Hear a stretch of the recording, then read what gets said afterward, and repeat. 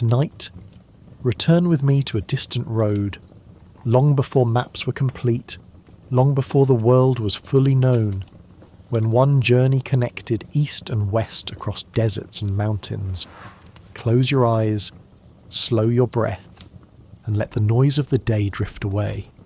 Because this is the story of Marco Polo, a traveller who crossed vast empires, followed the Silk Road, and revealed the wonders of a wider world. His journey lives on in quiet pages and fading memories, waiting to be heard in the stillness of night. So lie down, get comfortable, and if you enjoy journeys like this, like the video.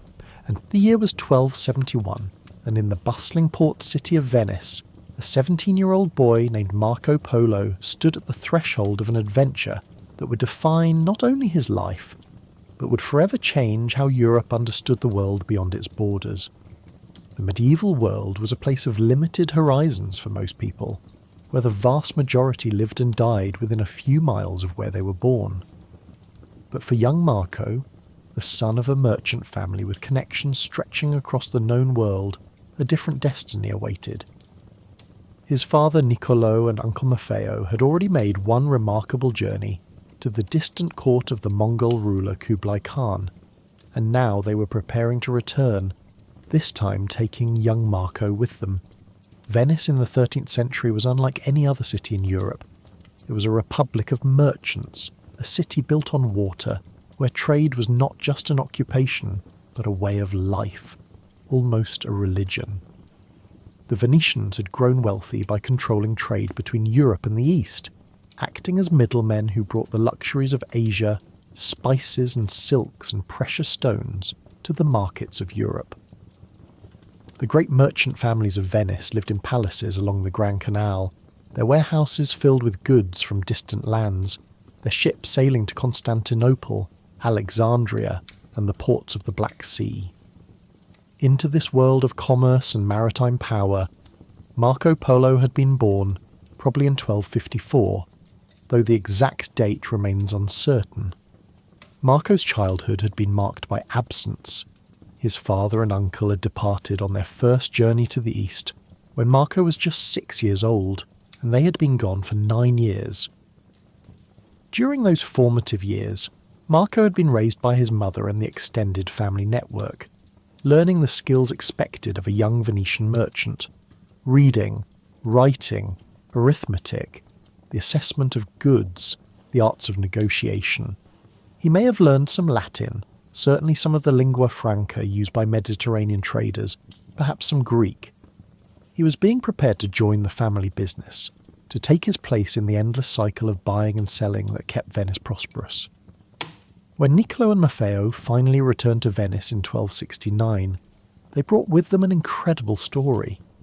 They had travelled far beyond the usual trading routes, beyond the Black Sea, across the vast plains of Central Asia, all the way to the court of Kublai Khan, the great Khan of the Mongols, ruler of the largest empire the world had ever seen.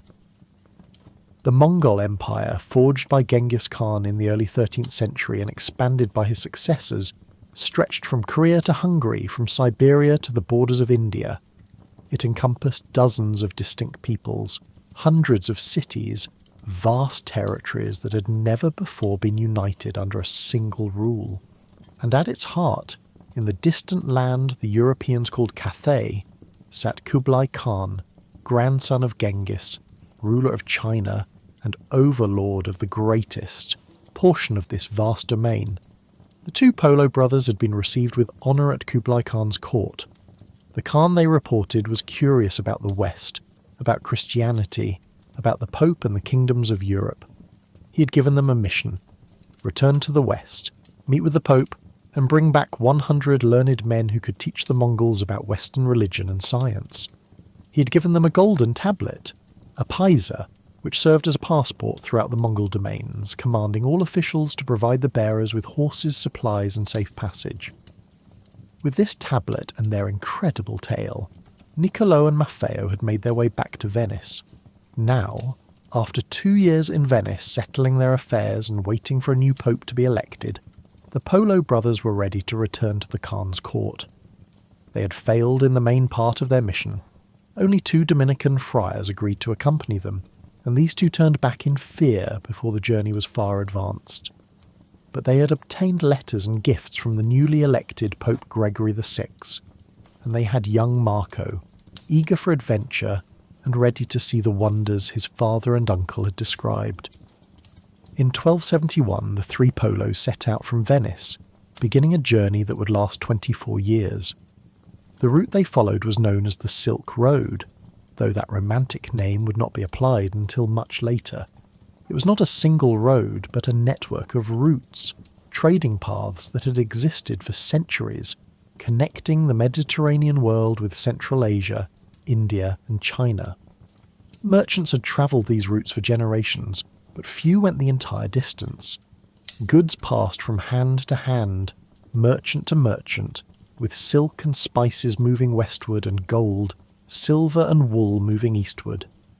The journey was dangerous, passing through deserts and mountains, through territories controlled by various rulers who might be hostile or welcoming depending on politics and circumstance. Bandits haunted the more remote sections of the route. Disease could strike at any time. The climate ranged from scorching heat to bitter cold. It was not a journey undertaken lightly. The Polos travelled first by ship to Acre, the last major Crusader stronghold in the Holy Land. This was a city under constant threat, surrounded by Muslim territories, sustained only by sea power and the determination of the Christian military orders who defended it. From Acre, they travelled inland to Jerusalem, fulfilling a promise to bring Kublai Khan oil from the lamp that burned at Christ's tomb in the Church of the Holy Sepulchre.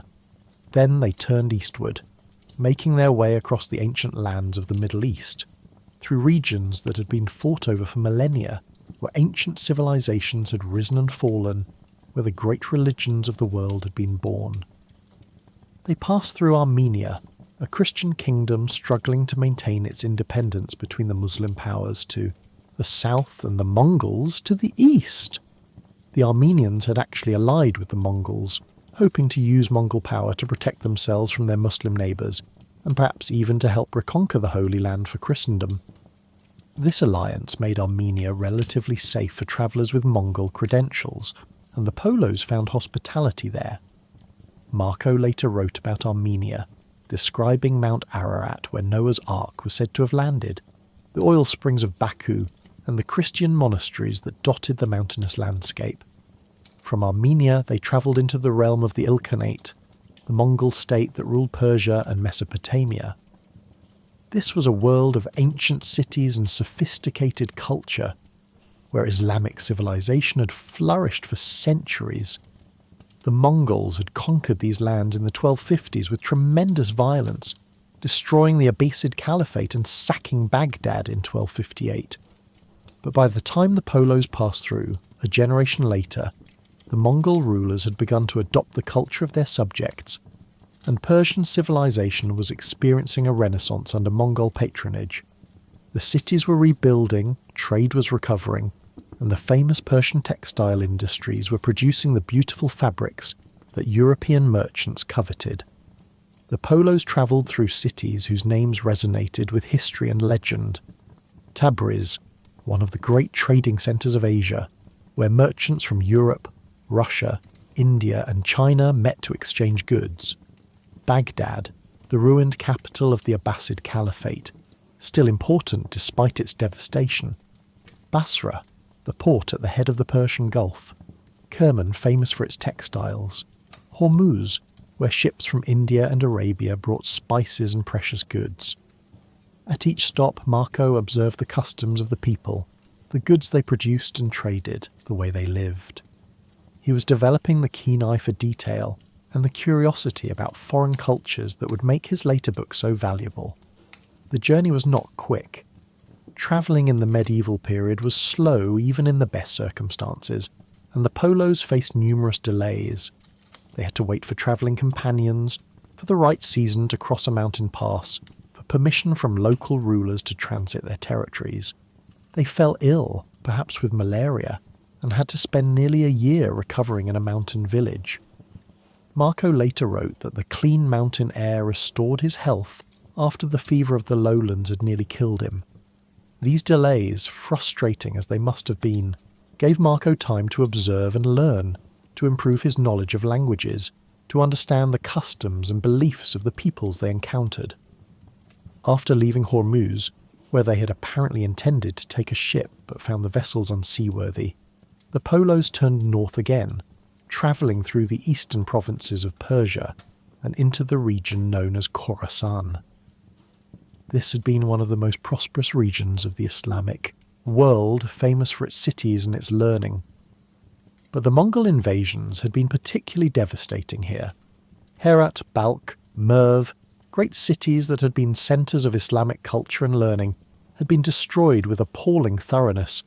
Hundreds of thousands had been killed. The irrigation systems that sustained agriculture had been wrecked. Much of the region had been turned into pasture for Mongol horses.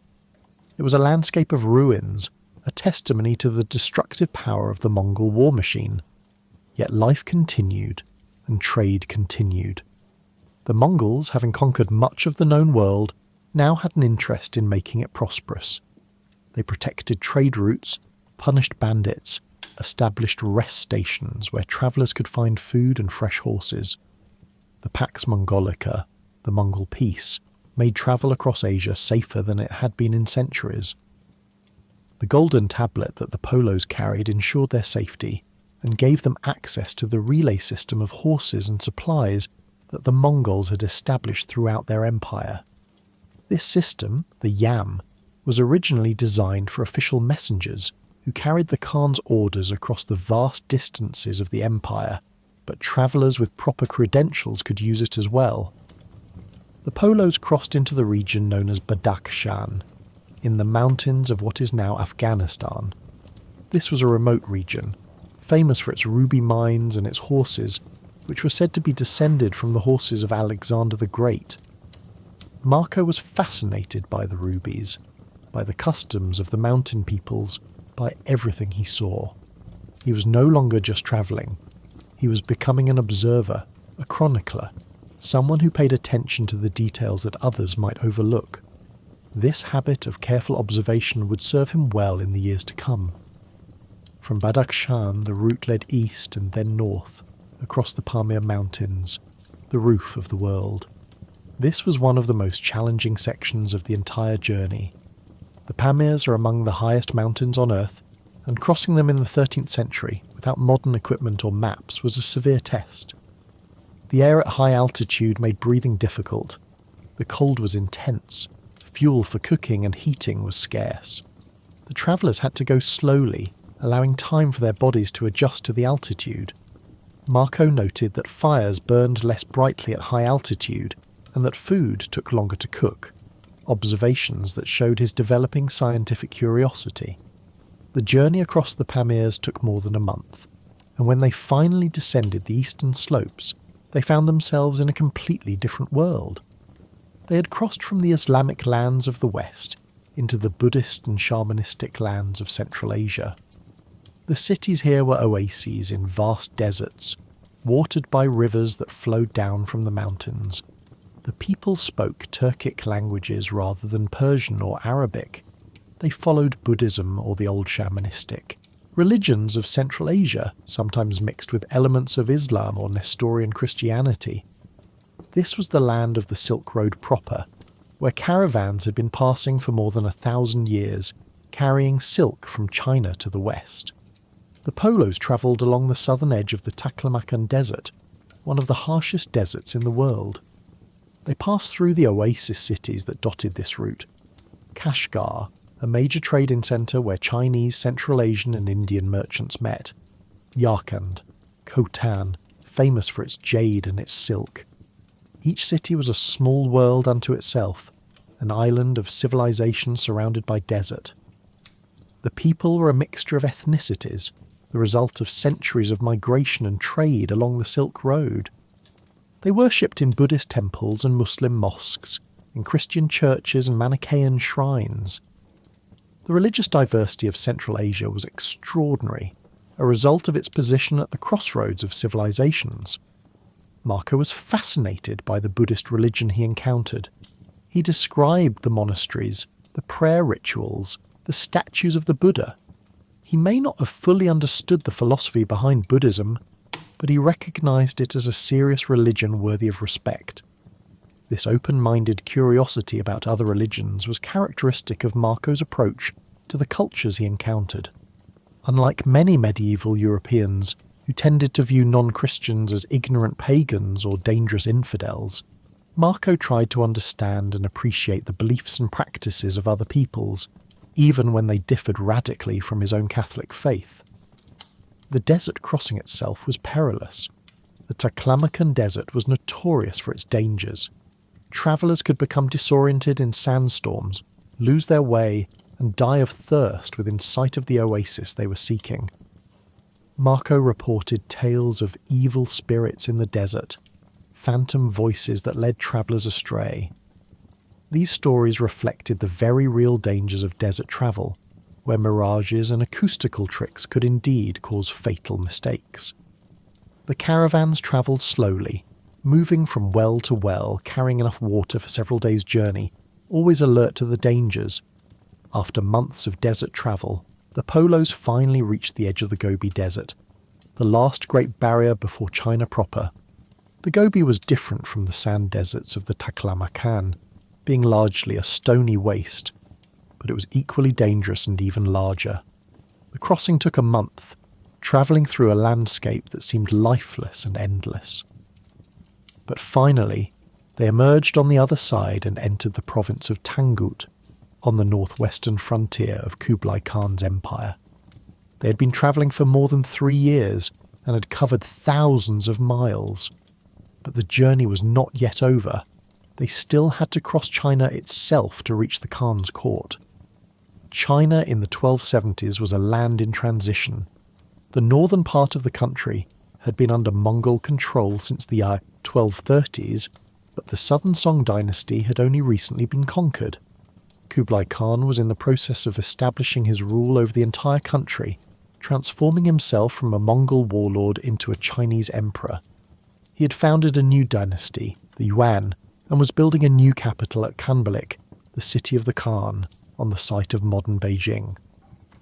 The Mongols were a tiny minority ruling over a vast Chinese population, and they relied on foreign talent to help them govern. This created opportunities for ambitious foreigners, and the Polos were about to take advantage of these opportunities. The Polos sent messages ahead announcing their arrival, and Kublai Khan dispatched officials to meet them and escort them to court. The Khan remembered the elder Polos and was pleased that they had returned.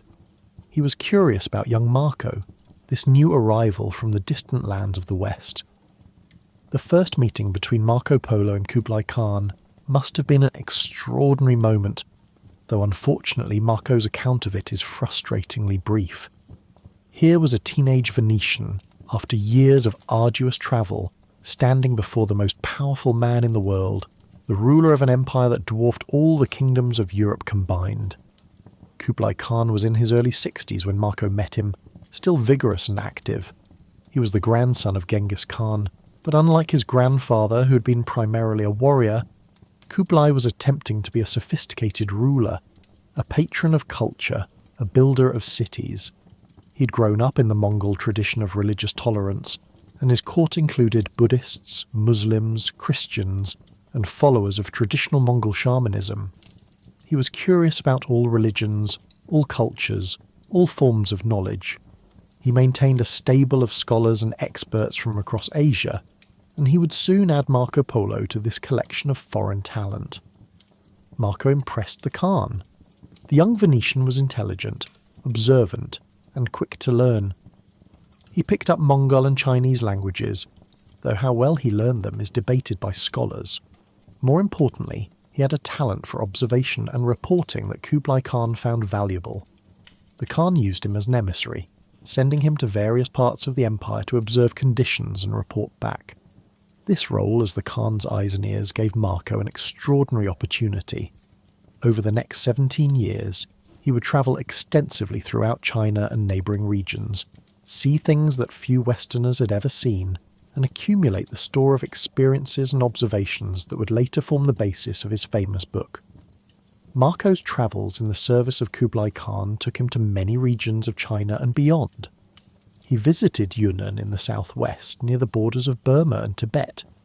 He travelled to the port cities of southern China, including the great trading centre of Quanzhou, where ships from India, Arabia and Southeast Asia brought goods from across the maritime world.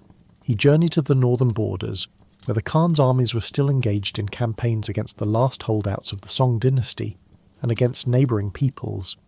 Everywhere he went, Marco observed, took notes mentally, if not literally, and prepared reports for the Khan. The China that Marco saw was breathtaking in its sophistication and wealth. The cities were larger than anything in Europe, with populations in the hundreds of thousands or even millions. The capital, Canberra, was a planned city on a grand scale, with wide streets laid out in a grid pattern, markets filled with goods from across Asia, palaces and temples that dwarfed European cathedrals. The city was surrounded by massive walls, with gates that were closed at night to maintain order and security. Inside the city, a complex bureaucracy administered the empire, collecting taxes, maintaining records, enforcing laws. The Chinese had technologies that amazed Marco. They printed books using wooden blocks, allowing text to be reproduced far more quickly and cheaply than European scribes copying by hand. They used paper money, issued by the Khan's government and backed by his authority, which allowed commerce on a scale impossible with metal coins alone. They had developed porcelain, that translucent ceramic that Europeans called china, which was far superior to European pottery. They used coal for heating, a fuel that was abundant in northern China but little used in Europe. They had developed sophisticated hydraulic engineering, with canals and irrigation systems that sustained intensive agriculture. The Grand Canal, which connected northern and southern China, allowing grain to be shipped from the productive south to feed the capital and the armies in the north, was an engineering marvel that spanned hundreds of miles. Marco described the bustling traffic on the canal, the barges loaded with rice and other goods, the locks and control systems that managed water flow. This infrastructure supported a level of economic integration that Europe would not achieve for centuries. Chinese agriculture was more intensive and productive than European farming. The Chinese had developed varieties of rice that could be grown in wet paddies, yielding far more food per acre than wheat or barley. They used sophisticated irrigation systems, fertilised their fields with human waste, carefully managed their land to maximise productivity. This intensive agriculture supported a much larger population than Europe, with a higher standard of living for ordinary people. Marco noted that even common people in China ate meat regularly and had access to a variety of foods that would be luxuries in Europe. The markets of Chinese cities were filled with goods, silks and cotton fabrics, tea and spices, vegetables and fruits of many kinds, fish both fresh and preserved, meat from various animals, manufactured goods of all sorts. The variety and abundance astounded Marco, accustomed to the more limited markets of medieval Europe. He described the markets in loving detail, listing the types of goods, the organisation of the market districts, the regulations that kept order and prevented fraud. Marco was particularly impressed by the silk industry. Silk production was a Chinese specialty, and while the techniques had spread to some other regions, Chinese silk remained the finest and most sought after. Marco described the cultivation of silkworms, the reeling of the silk thread from the cocoons, the weaving and dyeing of silk fabrics. He noted the different qualities of silk, from the finest gauzes worn by the wealthy to the heavier fabrics used for more ordinary purposes. Silk was not just a luxury but an important part of the economy, and the silk trade with the West had been one of the main drivers of commerce along the Silk Road for centuries. Chinese printing was another technology that fascinated Marco. The Chinese had been printing texts using carved wooden blocks for centuries, and by Marco's time this technology was well established. Buddhist sutras, Confucian classics, government documents, Even paper money were produced using printing. This allowed knowledge to spread far more widely than in Europe, where books were still copied by hand, making them expensive and rare. Marco recognised the importance of printing, though he may not have fully understood its implications for learning and culture. The use of paper money was perhaps the aspect of Chinese civilization that Marco found most remarkable, and that his European readers found most unbelievable. The Khan's government issued paper currency in various denominations, backed by the authority of the state. Merchants and ordinary people used this paper money for daily transactions, and the government required that taxes be paid in paper currency. The system worked because the Khan's authority was absolute. Anyone who refused to accept paper money faced severe punishment. Marco tried to explain this system to his readers, knowing they would find it incredible. In Europe, money meant metal coins, gold or silver. The idea that paper, intrinsically worthless, could function as money because a government declared it to be so was revolutionary and unsettling. The postal system that the Mongols had developed, the yam, was another administrative achievement that impressed Marco. The system involved stations spaced about 25 miles apart along major routes, where couriers could get fresh horses and food. This allowed official messages to be transmitted across vast distances at speeds that would not be matched in Europe for centuries. Urgent messages could travel hundreds of miles in a single day. The system also included rest houses for official travellers, where they could find food and shelter. This infrastructure made it possible for the Khan to maintain control over his vast empire, staying informed about conditions in distant provinces and transmitting his orders quickly. The religious diversity of Kublai Khan's empire was striking. The Khan himself followed traditional Mongol shamanism, but showed respect for all religions. At his court could be found Buddhist monks, Muslim scholars, Nestorian Christian priests, even a few Catholics. The Khan celebrated festivals from various religions, participated in their rituals, and supported their places of worship. This religious tolerance was partly policy, helping the Khan to rule over a diverse empire, but it also reflected the Mongol tradition of pragmatic acceptance of different beliefs. If a religion could provide useful services, such as prayers for victory in battle or predictions about the future, the Mongols were happy to support it. Marco was particularly interested in Buddhism, which he encountered in various forms throughout his travels. He described Buddhist monasteries, the rituals performed there, the statues of Buddha and the various bodhisattvas. He noted that Buddhist monks lived celibate lives, maintained vegetarian diets, and spent their time in prayer and study. He recognized similarities to Christian monasticism, but also noted the differences. His descriptions of Buddhism, while not always accurate in detail, showed genuine interest and a degree of respect for a religious tradition very different from his own. Marco also encountered Nestorian Christians in China, members of a branch of Christianity that had been declared heretical by the Western churches in the 5th century, but had spread eastward across Asia. These Christians had communities in various parts of the Mongol Empire, and maintained their own churches and clergy. Marco was pleased to find fellow Christians so far from home, even if their version of Christianity differed from his own Catholic faith. The existence of these Eastern Christians was proof that Christianity had once spread far more widely than most Europeans realised. The court of Kublai Khan was a cosmopolitan place, attracting talented people from across Asia and beyond. There were Persian administrators, Muslim merchants, Buddhist scholars, Christian priests, shamans from the Mongolian steppes, and Chinese officials who had entered the Khan's service. Languages from across Asia were spoken at court. This international character was both exciting and useful to the Khan, who could draw on expertise from various traditions to solve problems and advance his goals. Marco thrived in this environment, where his foreign background was an asset rather than a liability. Marco's role in the Khan's service apparently involved administrative and diplomatic missions. He claimed to have been governor of the city of Yangzhou for 3 years. Though some scholars doubt this claim, he certainly travelled extensively on the Khan's business, observing conditions in various provinces, reporting on the loyalty and effectiveness of local officials, investigating problems that the central government needed to know about. These travels gave him an unparalleled opportunity to see China in depth, to understand how the country actually functioned beneath the impressive surface of imperial power.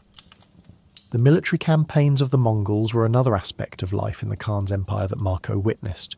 He described the organisation of Mongol armies, their tactics in battle, their systems of command and supply. The Mongols were the most effective military force of their era, and their success was not just due to their skill on horseback, but to their organisation, discipline, and tactical flexibility.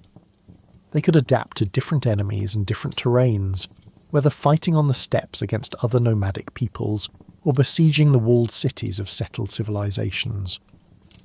Marco described a Mongol siege of a southern Chinese city, where he claimed to have helped design and build siege engines that battered down the city walls. Whether this is true or an exaggeration is unclear, but the Mongols did use sophisticated siege technology, often designed by engineers from conquered peoples. They employed catapults, trebuchets, battering rams, and mining techniques. They understood logistics and could supply large armies in the field for extended periods. Their military effectiveness was a key reason for the size and stability of their empire.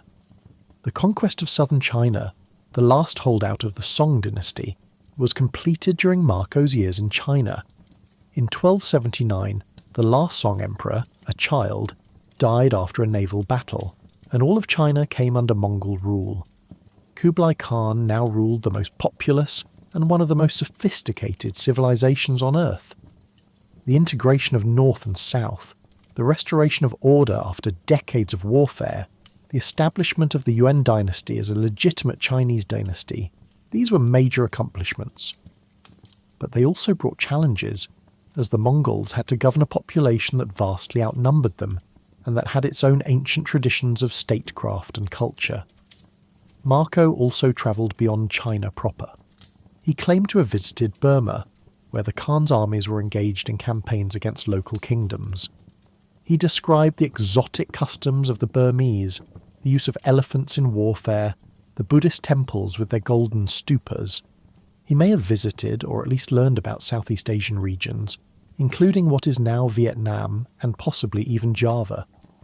His accounts of these regions are less detailed than his descriptions of China, suggesting he may have relied partly on second-hand information, but they still provided Europeans with their first substantial knowledge of these distant lands. The island of Cipangu, which Marco described but never visited, has been identified with Japan. His account of Cipangu, with its palaces roofed with gold, captured European imaginations for centuries. This description, though exaggerated, was based on real information about Japan that Marco had gleaned from Chinese and Korean sources. Japan had successfully resisted Mongol invasion attempts in the 1270s and 1280s, when typhoons destroyed Mongol fleets attempting to land on Japanese shores. These events, which the Japanese called kamikaze or divine winds, confirmed to them that their islands were protected by the gods. Marco's descriptions of Southeast Asian regions included accounts of the spice trade.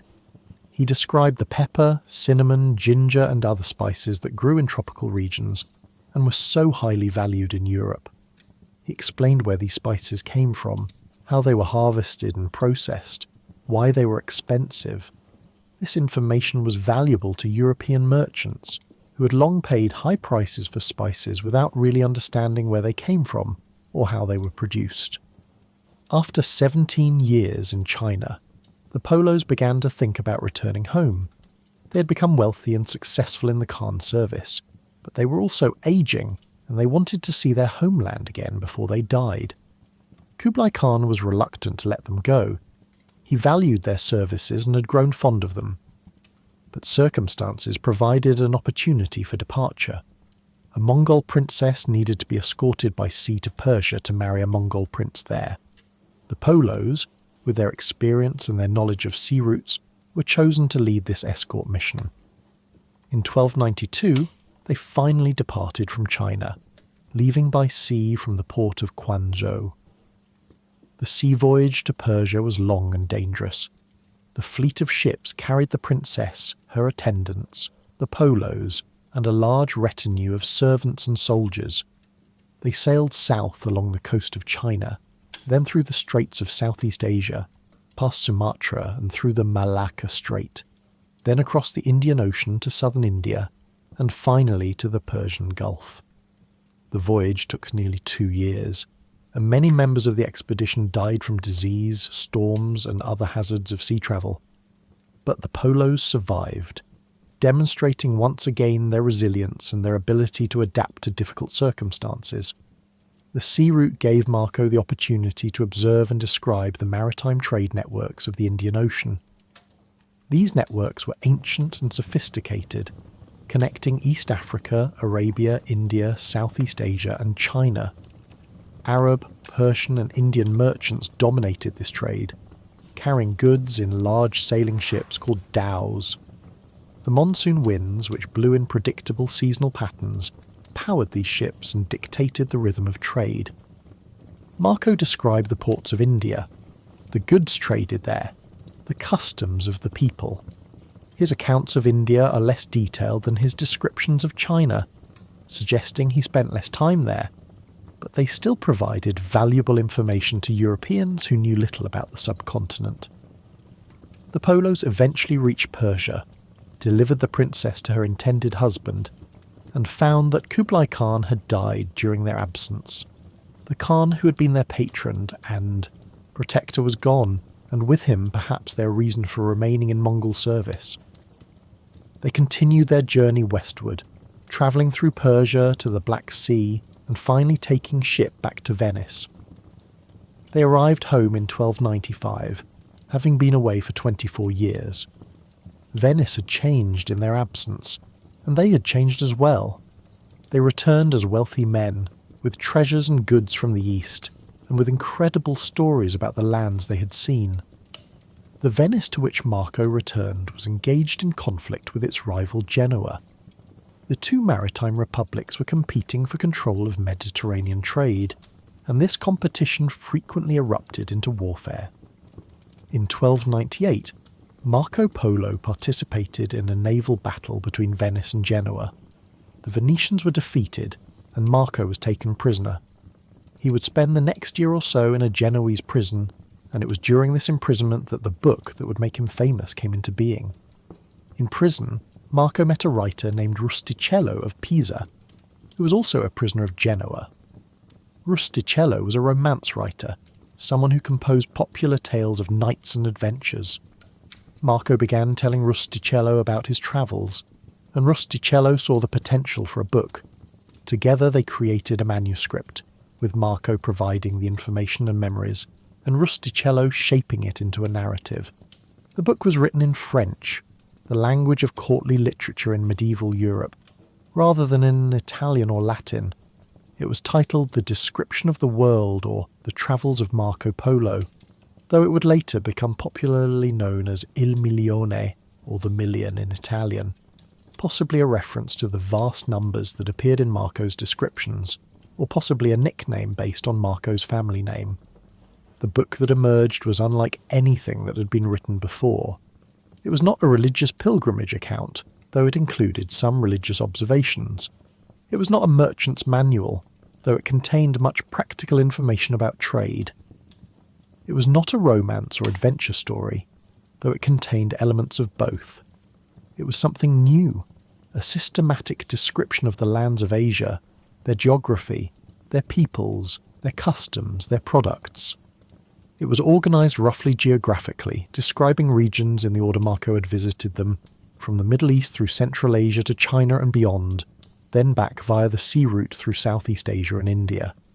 The book described the wealth and power of Kublai Khan, the size and splendour of Chinese cities, the sophistication of Chinese technology and administration. It described exotic customs, strange animals, precious goods. It included geographical information, economic data, historical notes, and personal anecdotes. It was a treasure trove of information about Asia, providing Europeans with their first comprehensive look at the eastern half of the Eurasian continent. and it was written in an engaging style accessible to ordinary readers, not just to scholars or clerics. The book was copied and circulated widely, becoming one of the most popular books of the medieval period. But it was also controversial. Many readers found Marco's descriptions incredible. Could cities really be as large as he claimed? Could the Khan's wealth really be as vast as described? Could paper really function as money? Could there really be so many millions of people living in China? Some people called Marco Millions, mockingly, suggesting he exaggerated wildly. Others suggested the entire book was fiction, that Marco had never actually been to China at all, but had compiled his book from other sources while staying somewhere in the Middle East. These doubts persisted for centuries. Some scholars still debate today whether Marco really went to China or whether his book is based on second-hand information. Arguments against his actually reaching China include the fact that he is not mentioned in Chinese records, that he never mentioned certain distinctive Chinese customs like tea drinking or foot binding, that some of his descriptions seem inaccurate or confused. Arguments in favour of his journey include the overall accuracy of much of his geographical and cultural information, the personal details that seem to come from first-hand observation, and the fact that his route and chronology makes sense for someone actually travelling in that era. The most likely conclusion is that Marco did make the journey, and did spend years in China, but that his book, compiled decades after the events from memory and shaped by Rusticello's literary ambitions, contains exaggerations, errors, and omissions. Memory is fallible, especially over decades. The process of oral dictation to a writer who didn't share Marco's experiences could introduce distortions. The desire to make the book exciting and marketable might have encouraged emphasis on the exotic and unusual, at the expense of mundane but culturally important details. All of this means the book must be used carefully as a historical source, but it doesn't mean it's fiction or fraud. Marco Polo lived for nearly 30 more years after his return to Venice, dying in 1324. He married, had 3 daughters, managed his business affairs and lived as a prosperous Venetian citizen. But he never undertook another great journey. The adventure of his youth, those years travelling across Asia, had defined his life and given him a place in history, but it was over. He lived out his remaining years in the familiar surroundings of Venice, no doubt sometimes reminiscing about the wonders he had seen, the incredible court of Kublai Khan, the vast expanses of Asia, the exotic peoples and customs he had encountered. The impact of Marco Polo's book on European culture was profound and long-lasting. It inspired other travellers and writers. It influenced map makers who incorporated Marco's geographical information into their maps, even when that information was imperfect or confused. It shaped European perceptions of Asia for centuries. Christopher Columbus owned a heavily annotated copy of Marco Polo's book and was inspired by its descriptions of the wealth of Asia to seek a western route to reach those lands. Columbus thought he had reached the islands off the coast of Asia, described by Marco when he landed in the Caribbean. The connection between Marco Polo's travels and Columbus's voyage of discovery shows how profoundly Marco's book influenced European exploration. The book also influenced European literature and imagination. Descriptions of exotic lands, wealthy potentates, strange customs, these became staples of travel writing and adventure fiction. The idea that there were vast, sophisticated civilizations in the East, far richer and more advanced than Europe in many ways, challenged European assumptions of superiority. It opened European minds, at least somewhat, to the diversity of human cultures and to the possibility that Christians and Europeans did not have a monopoly on civilization, knowledge, or virtue. The economic information in Marco Polo's book was studied carefully by merchants and rulers. Understanding where goods came from, what trade routes existed, what markets offered what products, all of this was valuable commercial intelligence. European merchants had long dealt with Asian goods, but they had done so through long chains of intermediaries, with the goods passing through many hands before reaching Europe. Marco's book provided direct information about the sources of these goods, making Europeans more knowledgeable about the Asian trade networks they were indirectly connected to. The geographical information in the book was particularly influential. Medieval European maps had been rather schematic, showing known places but with little accurate detail about distances, directions, or the relationships between different regions. Marco's book provided concrete information about routes, distances, the locations of cities and regions relative to each other. This information, while not always accurate, was far better than what Europeans had previously possessed. Mapmakers incorporated this information into their world maps, creating more accurate representations of Asia. The descriptions of Mongol military power in Marco's book both fascinated and frightened Europeans. The Mongols had invaded Eastern Europe in the 1240s, reaching as far as Hungary and Poland before withdrawing. This invasion had terrified Europeans, who had proved unable to defeat the Mongol armies in battle. Marco's descriptions of Mongol organisation, discipline and numbers confirmed that the Mongols were indeed formidable, but also suggested that their expansion had limits, that they were not an unstoppable force that would inevitably conquer all of Europe. This was reassuring, even as it was humbling to realise that the Mongols had chosen not to conquer Europe rather than having been stopped by European military prowess. The religious observations in Marco's book were also significant. He described Buddhism in some detail, providing one of the first substantial European accounts of this religion. He noted similarities between Buddhist and Christian monasticism, the parallels between Buddhist and Christian charitable practices, the sophisticated philosophy underlying Buddhist beliefs. These observations complicated the simple medieval European view that divided the world into Christians and pagans, with Christians possessing truth and pagans living in darkness. Buddhism was clearly a sophisticated religion, with serious ethical content, not the devil worship or ignorant superstition that Europeans often assumed non-Christian religions must be. Marco's accounts of Nestorian Christians in Asia were also important. These Eastern Christians proved that Christianity had once spread much further than most Europeans realised. This had implications for how Europeans understood the history of their religion and its potential for spreading across the world. If Christianity had once existed in Central Asia and China, perhaps it could be re-established there. Perhaps there were still Christian communities in Asia that could be allied with against Muslims. The legend of Prester John, a mythical Christian king in the East, gained strength from reports like Marco's of Christians in Asian lands. The legacy of Marco Polo extends beyond his book. He became a symbol of the explorer, the adventurer, the person who dares to go beyond familiar boundaries to discover what lies beyond the horizon. His name became synonymous with travel to exotic lands. Generations of European boys dreamed of emulating his adventures, of seeing the wonders he had described. The image of young Marco setting out from Venice, of his years in the service of Kublai Khan, of his return with incredible tales, this became an archetypal story, a model for the life of exploration and discovery. Yet Marco's journey was also a product of very specific historical circumstances that would not be repeated.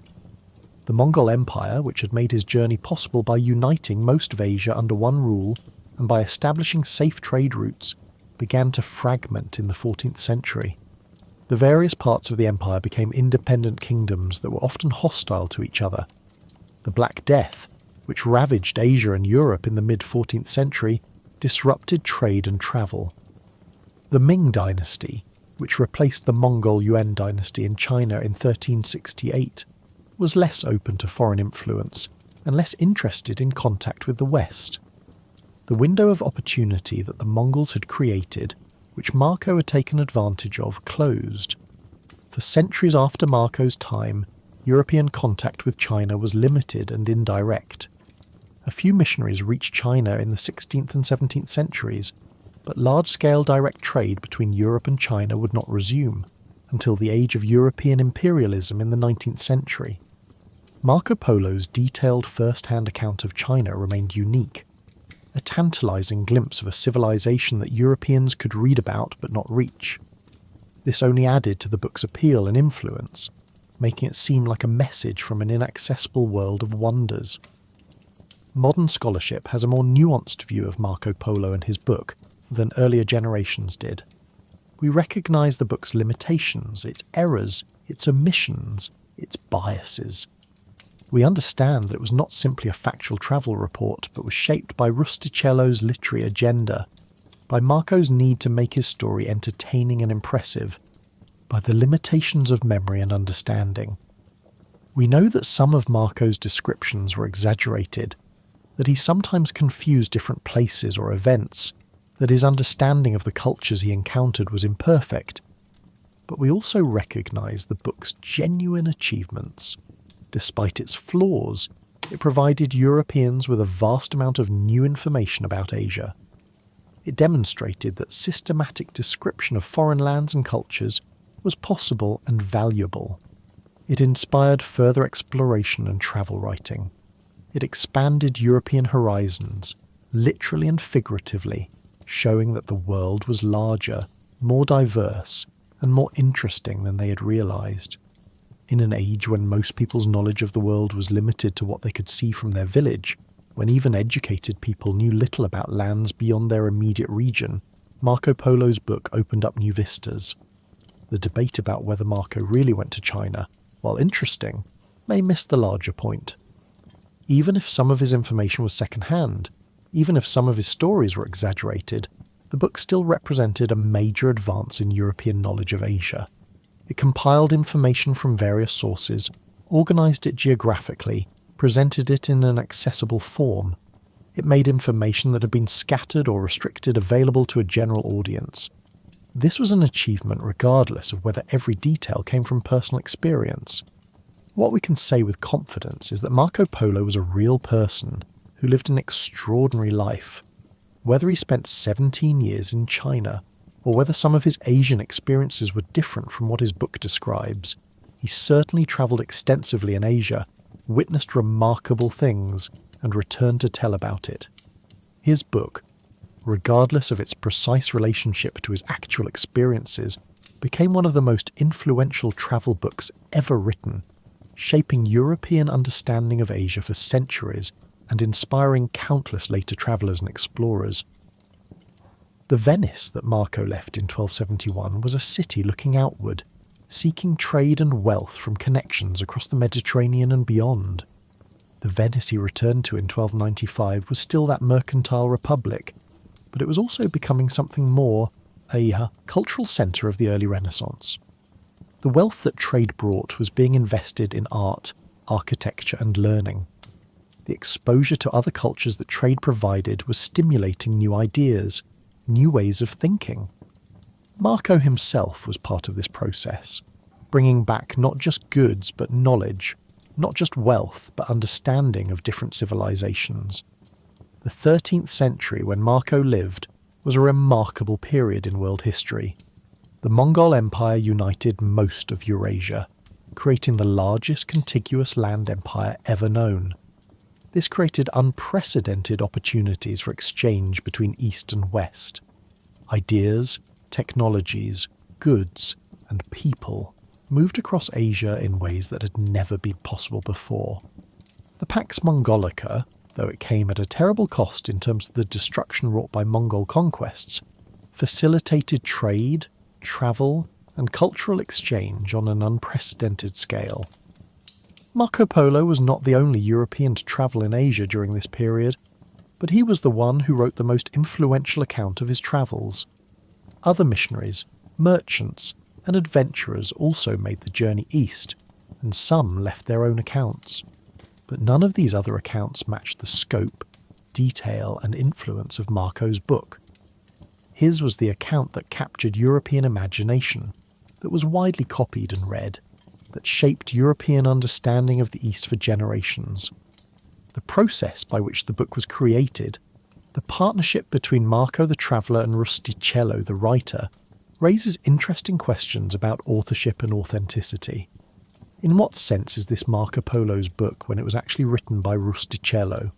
How much did Rustichello shape the narrative, emphasise certain elements, omit others, embellish for dramatic effect? We know that Rustichello was a writer of romances, stories of knights and adventures that were partly fictional. Did this background lead him to fictionalise Marco's accounts, to turn a travel report into an adventure story? These questions can't be fully answered with the evidence we have, but they remind us that medieval books were often collaborative productions in ways that modern books typically are not. The medieval concept of authorship was different from our modern idea. A book might be based on one person's experiences but written by another, copied by yet others who might add or change things, translated into different languages with further changes at each step. The author, in the modern sense the individual with creative control over every word, is partly a modern invention. Medieval books were more fluid, more open to change and adaptation.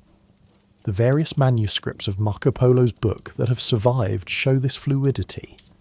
There is no single authoritative version of the text.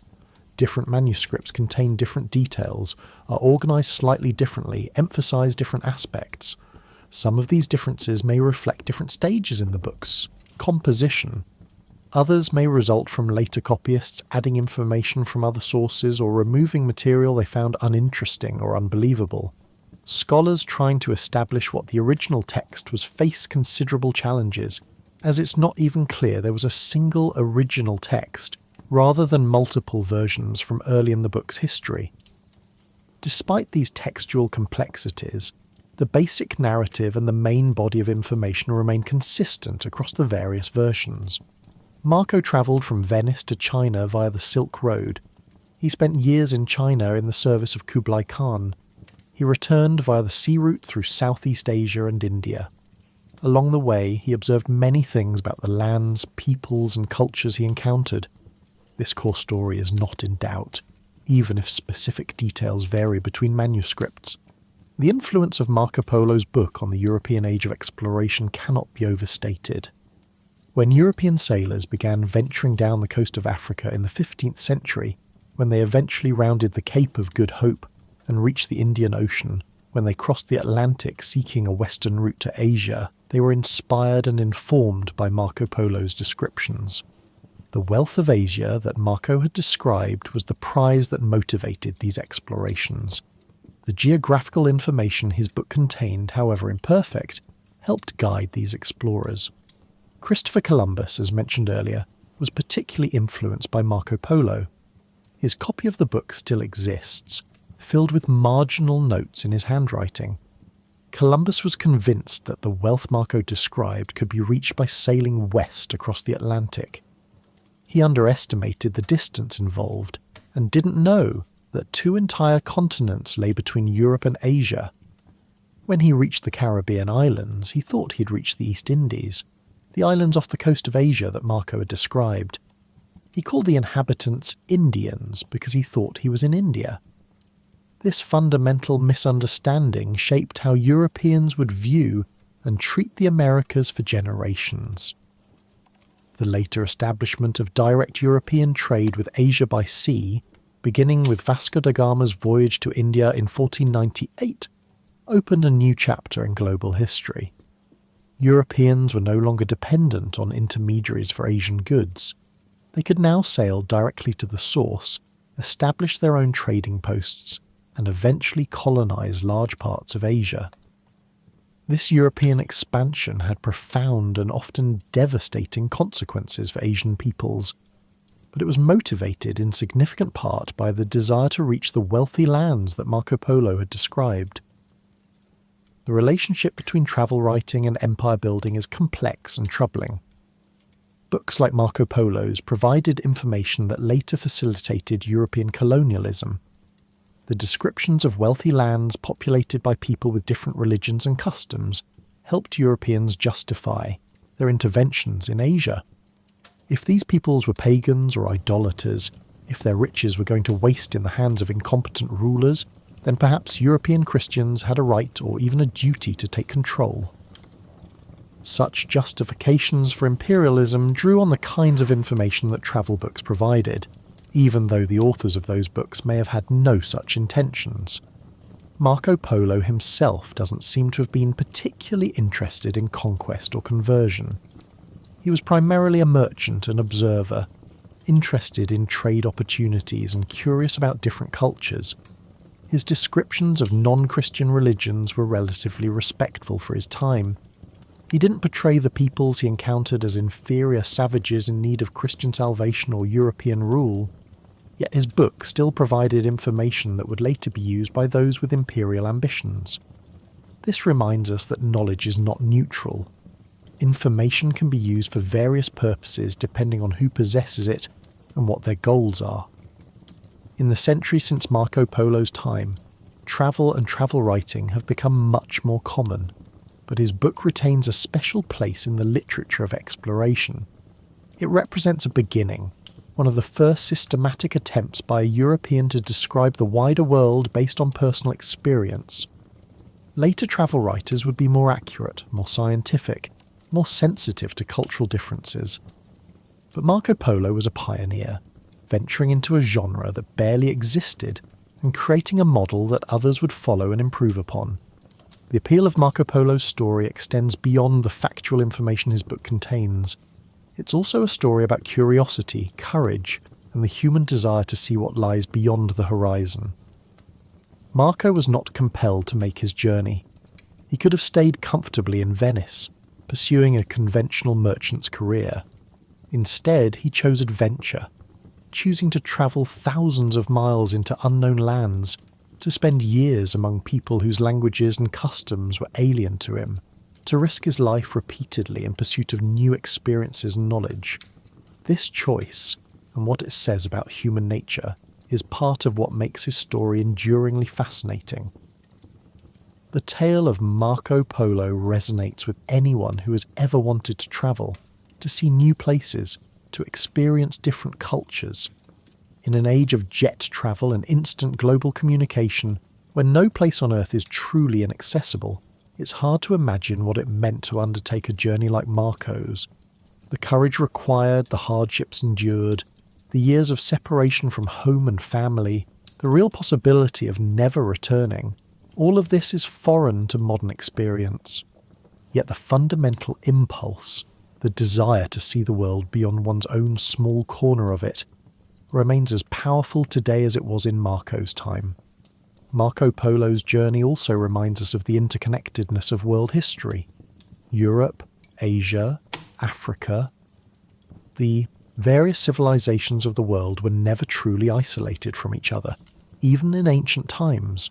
Trade routes, cultural exchanges, migrations of peoples, these connected different regions and allowed ideas, technologies and goods to spread.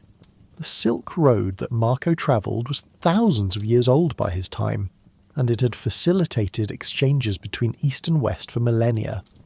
Marco was not discovering unknown lands, but was following paths that countless merchants before him had travelled, adding his own observations to a long history of East-West contact. The end of Marco Polo's life was quiet compared to his adventurous youth. He lived out his final years in Venice as a respected citizen, managing his affairs, caring for his family. According to legend, on his deathbed, friends urged him to retract the lies in his book, the incredible stories that had earned him the nickname Marco Millions. He supposedly replied that he had not told half of what he had actually seen, suggesting that the truth was even more incredible than what he had described. Whether this story is true or not, it captures something essential about Marco's book and his journey. The reality of the wider world was far more amazing than Europeans had imagined, and even Marco's extensive descriptions captured only a portion of that reality. The legacy of Marco Polo is complex and multifaceted. He was a merchant, a traveller, an observer, an adventurer. His book was part travel guide, part economic intelligence, part cultural anthropology, part adventure story. It informed, entertained, inspired, and misled in roughly equal measure. It expanded European horizons while also reinforcing certain stereotypes about the East.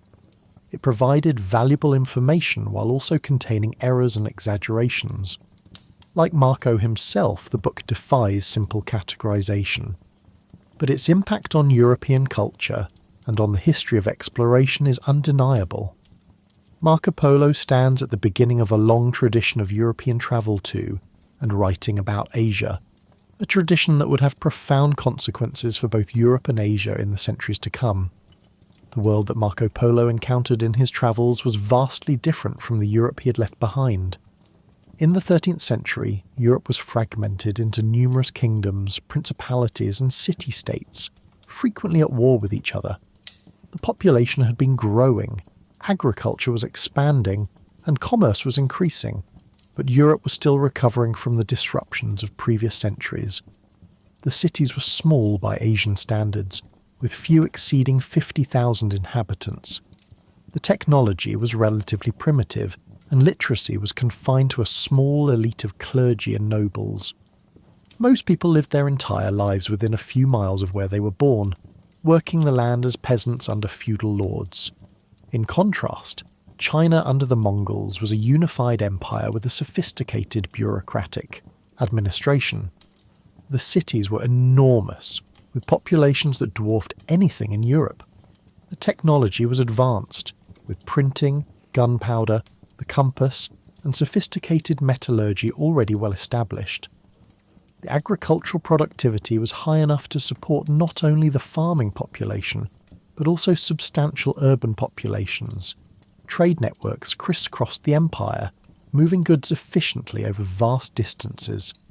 The level of economic integration and development was something that Europe would not match for several more centuries. This vast difference between European and Asian civilizations had significant implications for how Marco Polo's book was received. Europeans had a tendency to view themselves as the pinnacle of civilization, with Christianity representing the highest truth and European culture the most advanced. Marco's descriptions challenged this self-satisfaction by revealing that civilizations far more advanced and sophisticated than Europe's existed in the East. This was simultaneously humbling and fascinating. It forced Europeans to acknowledge that they were not, in fact, the centre of the world, that other peoples had achieved things that Europeans had not, that wealth and power existed on scales that Europeans could barely imagine. The economic information in Marco Polo's book was particularly valuable and influential. He described the products of various regions, the trade routes connecting them, the prices of goods, the customs duties and trading practices. For a merchant republic like Venice, this was invaluable commercial intelligence. Understanding where silk came from, what regions produced spices, what routes carried these goods. All of this could inform trading strategies and potentially lead to enormous profits. The Venetian merchants who read Marco's book could use this information to make better decisions about where to send their ships, what goods to seek, what prices to pay. Marco's descriptions of Chinese silk production were particularly detailed. He explained how silk was made from the cocoons of silkworms that fed on mulberry leaves. He described the different grades of silk, from the finest gauze to heavier fabrics. He noted which regions of China were most famous for silk production. This information demystified silk, showing that it was not some magical substance but the product of careful agricultural and manufacturing processes. For European merchants who traded in silk but knew little about how it was made, this was enlightening. The spice trade was another area where Marco provided useful information. He described the pepper plantations of southern India, the cinnamon of Ceylon, the nutmeg and cloves of the Indonesian islands. He explained how these spices were harvested, dried and prepared for trade. He noted the enormous quantities involved and the high prices these goods commanded. Spices were among the most valuable commodities in medieval trade, worth their weight in silver or even gold. Understanding their sources and the trade networks that carried them was crucial for anyone involved in this lucrative business. Marco also described precious stones and where they were mined. He wrote about the ruby mines of Badakhshan, the pearls of the Indian Ocean, the jade of Khotan. These luxury goods were highly valued in Europe, and knowing where they came from could help merchants acquire them more efficiently. Marco's descriptions of mining and pearl diving gave Europeans insights into industries they had little direct knowledge of. This kind of practical information, embedded within the broader narrative of his travels, made the book valuable not just as entertainment, but as a resource for commercial activity. The descriptions of Chinese cities and their markets were eye-opening for European readers. Marco wrote about cities with millions of inhabitants, far larger than anything in Europe. He described markets that sold a bewildering variety of goods, organised into specialised districts where particular types of merchants clustered together. The scale of urban life in China was simply beyond European experience.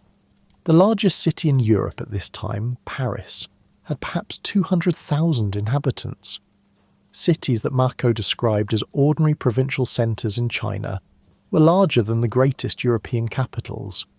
The organisation of Chinese markets impressed Marco. He noted how different types of goods were sold in different areas, how quality standards were enforced, how disputes were resolved. The Chinese had developed sophisticated market regulations to prevent fraud and maintain order. There were officials who inspected weights and measures, who tested the purity of precious metals, who adjudicated disputes between buyers and sellers. This level of market organisation and government oversight was more advanced than anything existing in Europe at the time. Marco's descriptions of Chinese infrastructure were equally impressive. He wrote about the Grand Canal, that engineering marvel that connected northern and southern China, allowing bulk transport of grain and other goods over hundreds of miles. He described the system of imperial highways, well-maintained roads with bridges over rivers and tunnels through mountains. He noted the many inns and rest houses along these roads where travellers could find food and shelter. This transportation infrastructure supported a level of economic integration that was remarkable for a pre-modern society.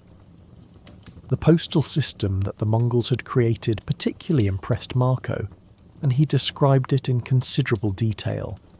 This system, the Yam, consisted of post stations spaced about 25 miles apart along major routes. At each station, fresh horses were kept ready for official messengers. An urgent message could be relayed across vast distances at speeds that would not be matched in Europe until the development of modern postal systems centuries later. The system also included larger stations, spaced at greater intervals, where official travellers could find comfortable accommodations, food and fresh supplies.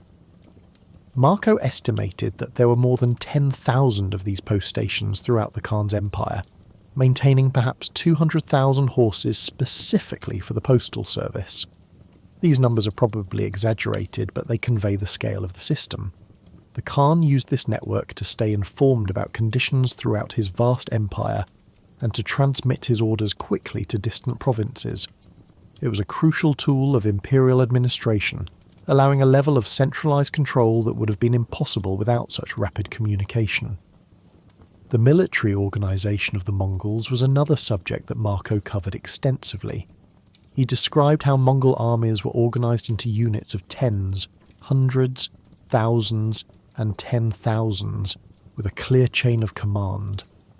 He explained the discipline that kept these armies effective, the harsh punishments for those who broke ranks or disobeyed orders, the rewards for valour and success. He noted how the Mongols used sophisticated tactics, including feigned retreats to draw enemies into ambushes, coordinated movements of separate forces, and psychological warfare. The mobility of Mongol armies was one of their greatest strengths.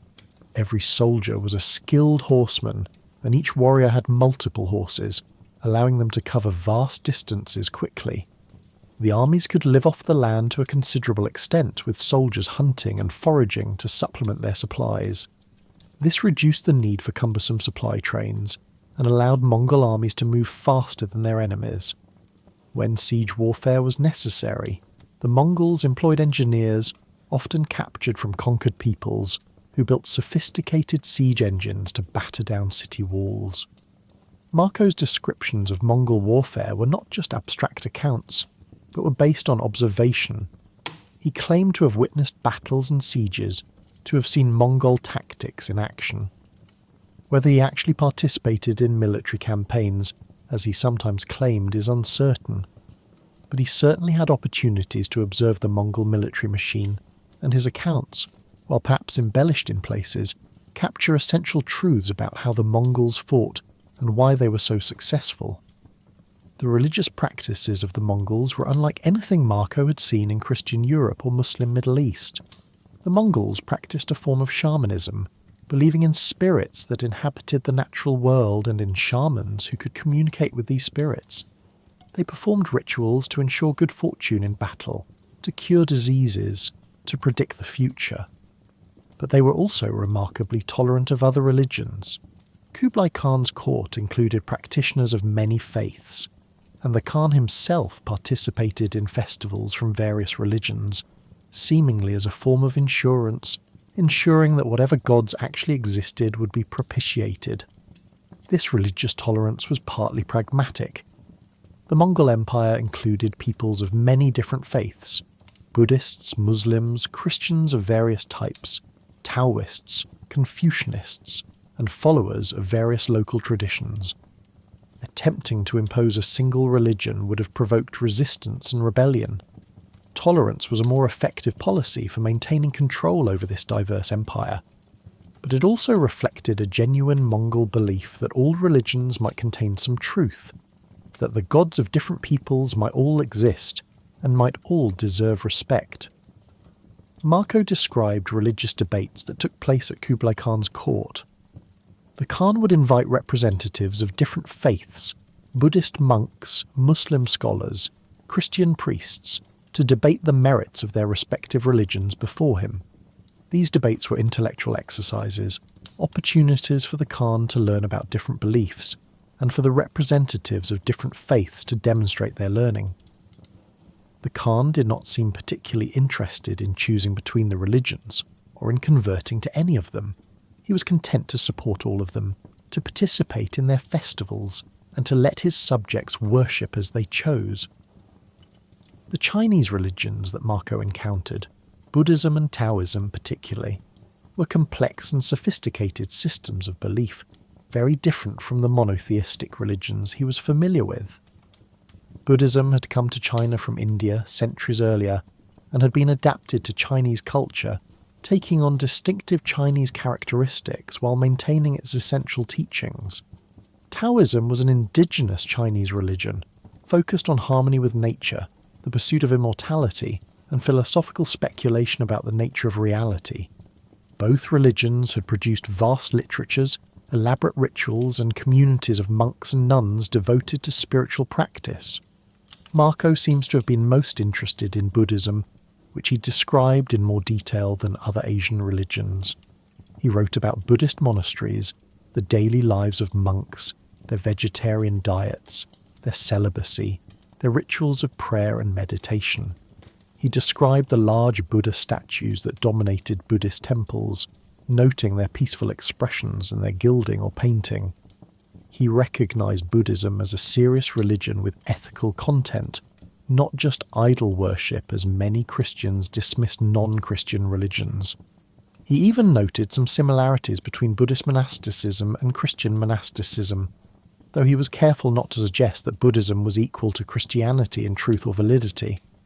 The Nestorian Christians that Marco found in various parts of Asia were of particular interest to him as a fellow Christian, even if their theology differed from Roman Catholic orthodoxy.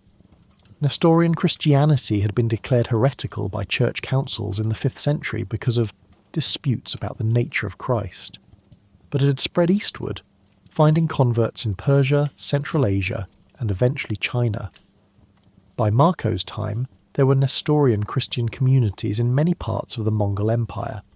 Some Mongol princes had even converted to Nestorian Christianity, and Kublai Khan's mother was a Christian, though he himself remained true to traditional Mongol shamanism. Marco described Nestorian churches he encountered, noting their distinctive characteristics.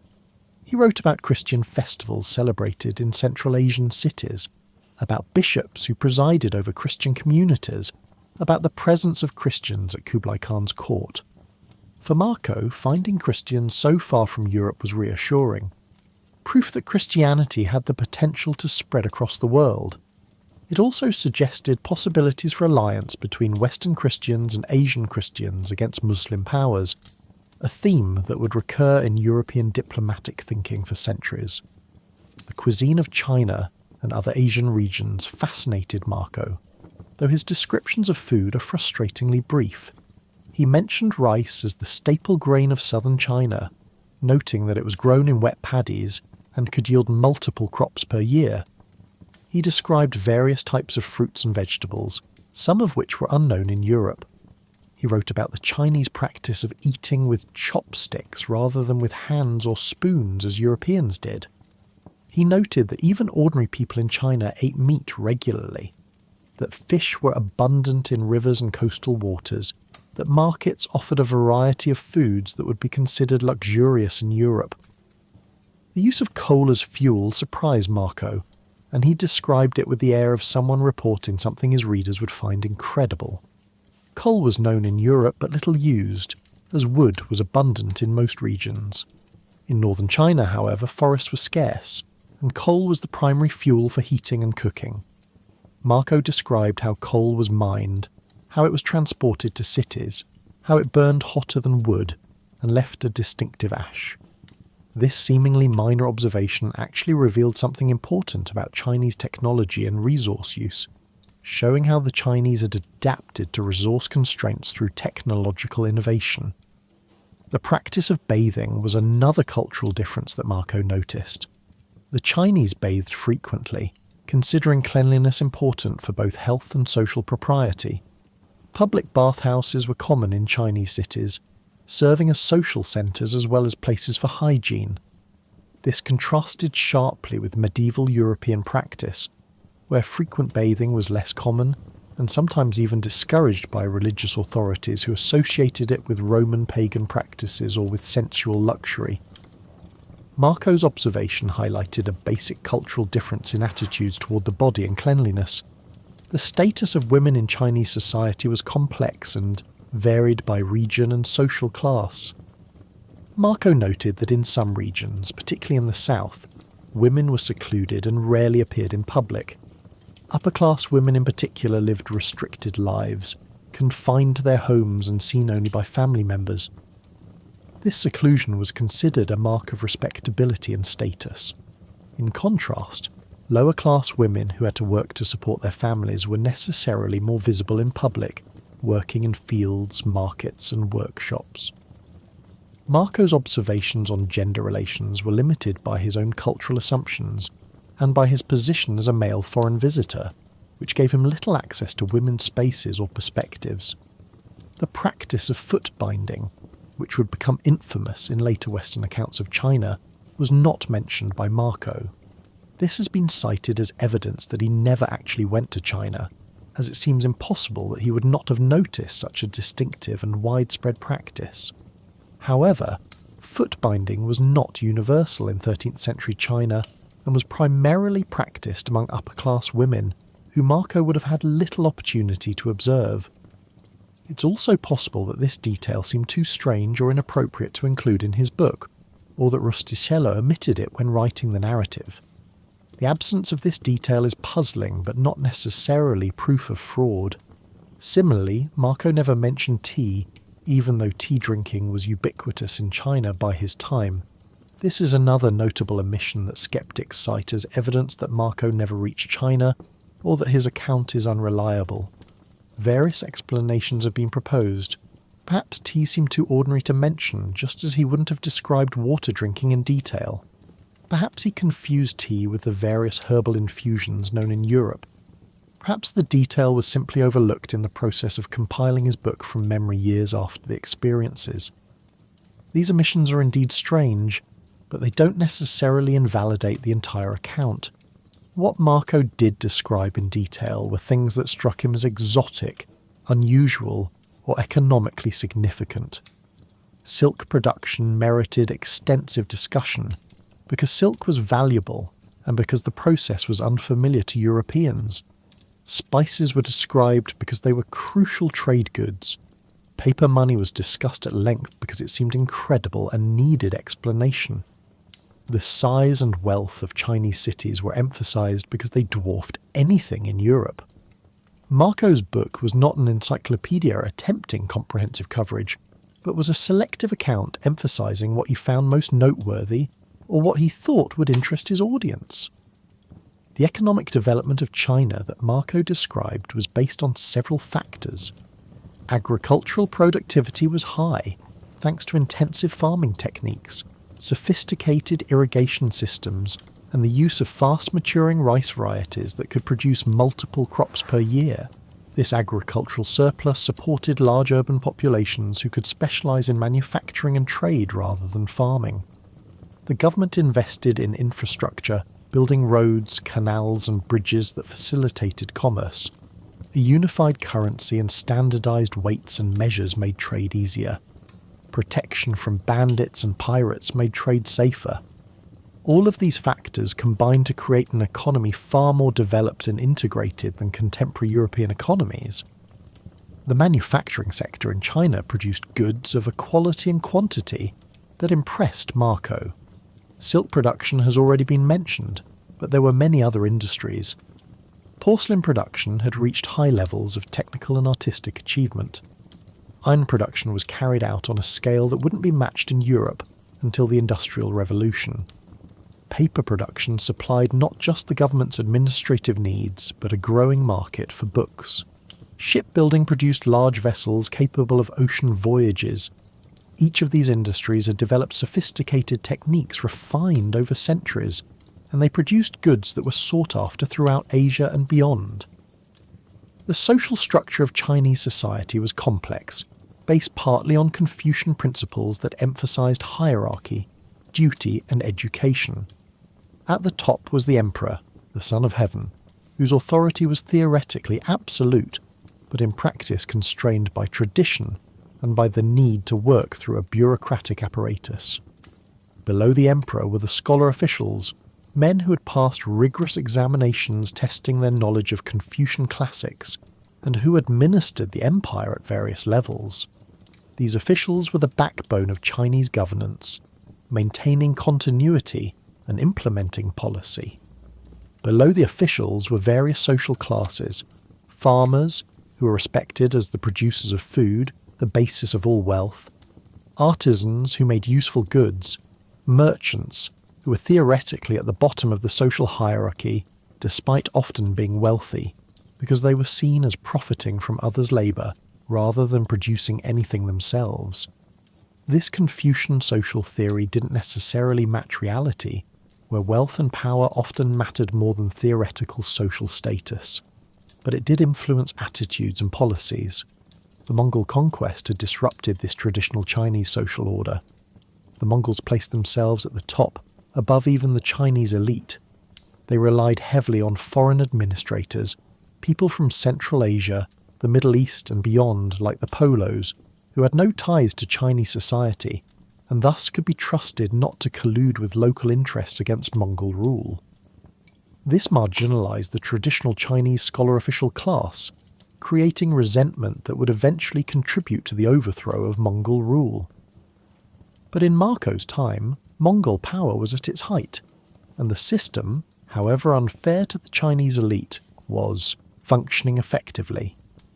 Kublai Khan himself was attempting to be both a Mongol ruler and a Chinese emperor, maintaining Mongol military supremacy while adopting Chinese administrative practices and cultural forms.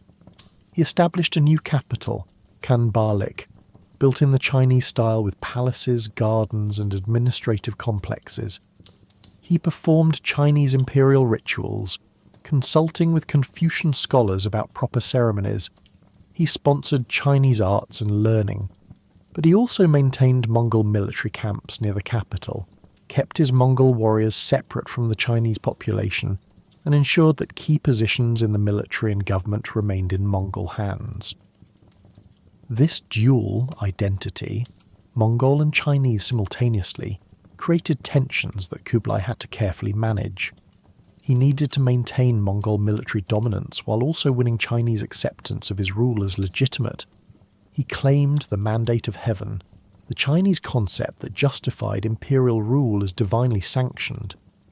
But he also emphasized his descent from Genghis Khan and his connection to Mongol traditions.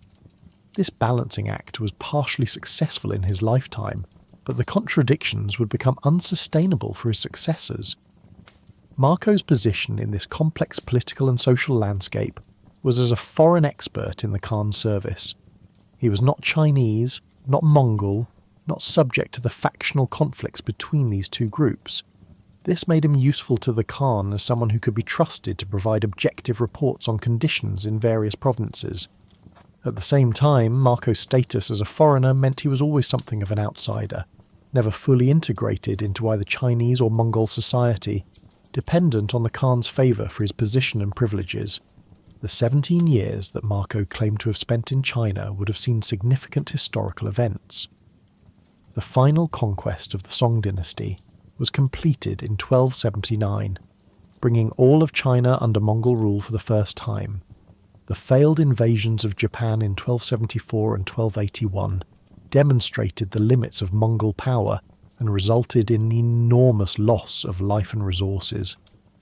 There were campaigns in Southeast Asia, attempts to extend Mongol control over Burma and Vietnam and Java, with mixed results. The construction of the new capital continued, transforming Khanbalik into one of the world's great cities. All of these events were taking place during Marco's time in China, though his book says surprisingly little about specific historical events, focusing instead on descriptions of places and customs. The decision to finally leave China and return to Europe was forced by circumstances. Kublai Khan was aging and his health was declining. The Polos, themselves getting older, worried about what would happen after the Khan died. Would his successor value their services? Would they be allowed to leave? Would factional conflicts following the Khan's death threaten their safety? These concerns made them eager to depart while the Khan was still alive and they still had his protection.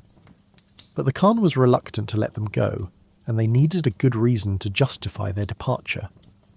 The opportunity came with the request for an escort mission. A Mongol princess needed to be taken to Persia to marry a prince there. Previous attempts to send her overland had failed due to warfare disrupting the routes. A sea voyage was proposed, and the Polos, with their knowledge of maritime trade, were chosen to lead the expedition.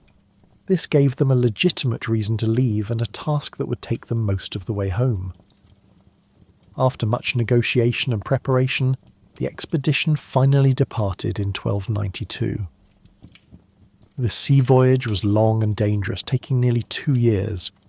The fleet sailed down the coast of China, a journey that itself took months given the need to stop at various ports for supplies and to wait for favourable winds. They passed through the Strait of Malacca, that crucial choke point between the Indian Ocean and the South China Sea. They visited ports in Sumatra, where Marco observed the local customs and products. They crossed the Indian Ocean, a voyage that could take months depending on the monsoon winds. They stopped at ports along the west coast of India before finally reaching the Persian Gulf and their destination. The hazards of medieval sea travel were considerable. Storms could sink ships, and the wooden vessels of the era offered little protection against the power of ocean waves. Disease was rampant in the crowded, unsanitary conditions aboard ship, particularly in tropical waters. Pirates operated in many regions, attacking merchant vessels and taking crews as slaves. Navigation was primitive, based on experience and dead reckoning rather than precise instruments. Many members of the expedition died during the voyage, succumbing to disease, accidents or violence. That the Polos survived at all was fortunate. The India that Marco saw during his voyage was a land of kingdoms and cultures, quite different from either Europe or China. India had never been unified under a single ruler in Marco's time, instead consisting of various kingdoms and sultanates that rose and fell, fought and allied with each other. Islam had spread to northern India through conquest, and several Muslim sultanates ruled there. Southern India remained predominantly Hindu. with kingdoms that maintained ancient traditions. The religious and cultural diversity of India was extraordinary, with Hinduism, Buddhism, Jainism, Islam, and local traditions coexisting, sometimes peacefully and sometimes in conflict. Indian trade networks were extensive, connecting the subcontinent to Southeast Asia, the Middle East, East Africa, and China. Indian merchants were skilled sailors and traders, and Indian ports like Calicut and Quilon were major trading centres where goods from across the maritime world changed hands. Indian cotton textiles were sought after throughout the Indian Ocean world. Indian spices, particularly pepper from the Malabar coast, were among the most valuable trade goods reaching Europe. The diamonds and other precious stones of India were legendary. All of this made India crucial to the network of trade that connected Asia, making it a land of great wealth and strategic importance.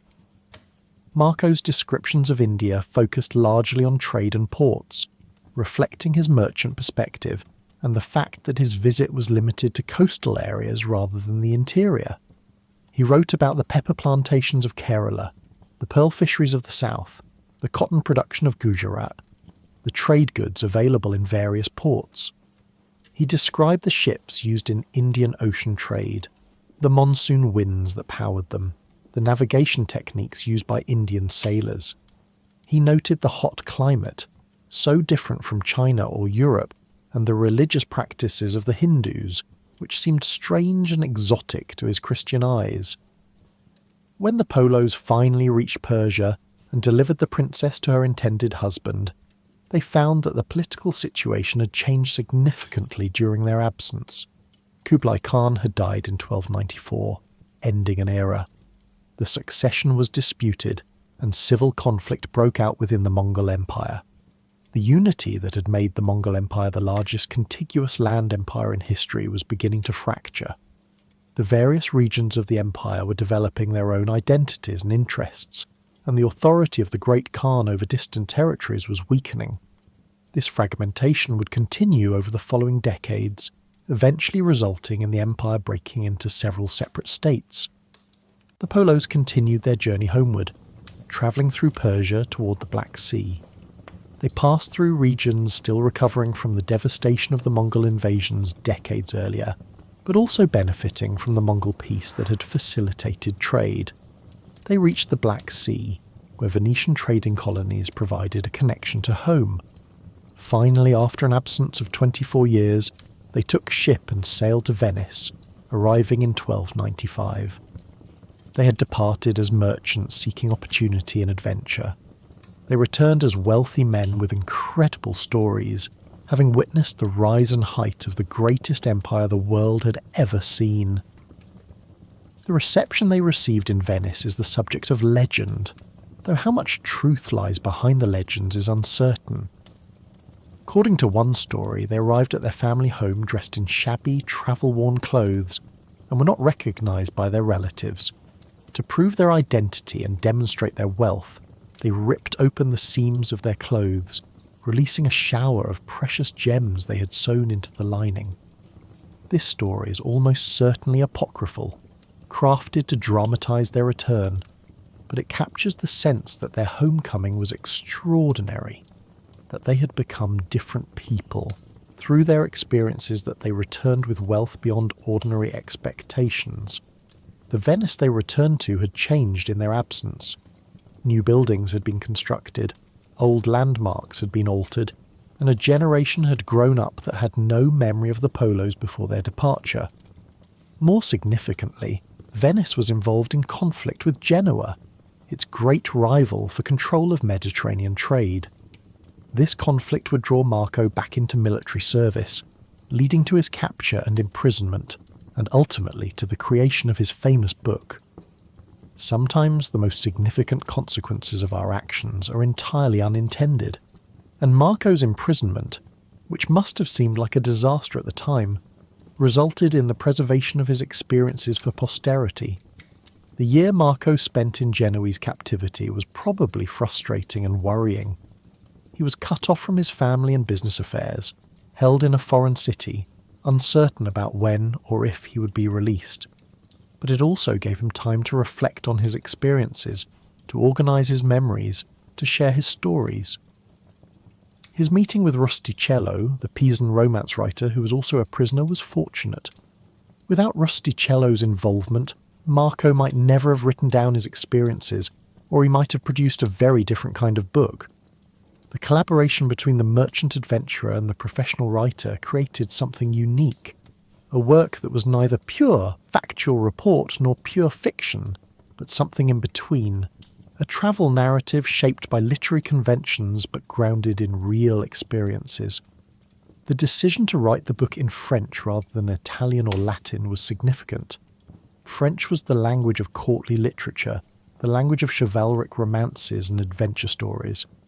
By writing in French, Rustichello was positioning the book as entertainment for aristocratic audiences, not as a scholarly treatise in Latin or a merchant's manual in Italian. This choice of language influenced how the book was perceived, and who its primary audience would be.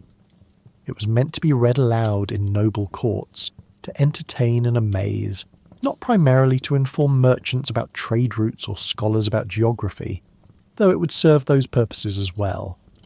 The structure of the book, with its mixture of geographical information, economic data, historical narratives and fantastic tales, reflected this dual purpose.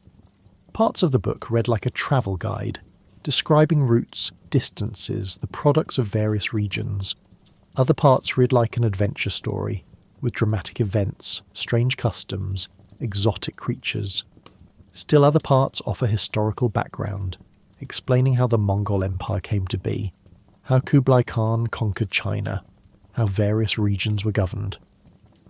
This variety kept the book interesting but also made it somewhat disorganised, lacking the systematic structure that a modern reader might expect. The manuscript was completed around 1298 or 1299, and copies began to circulate soon after. The book was popular from the beginning, copied by hand many times over the following decades and eventually centuries. But as copies were made, changes crept in. Copyists added details from other sources, rearranged sections, translated the text into different languages with inevitable alterations.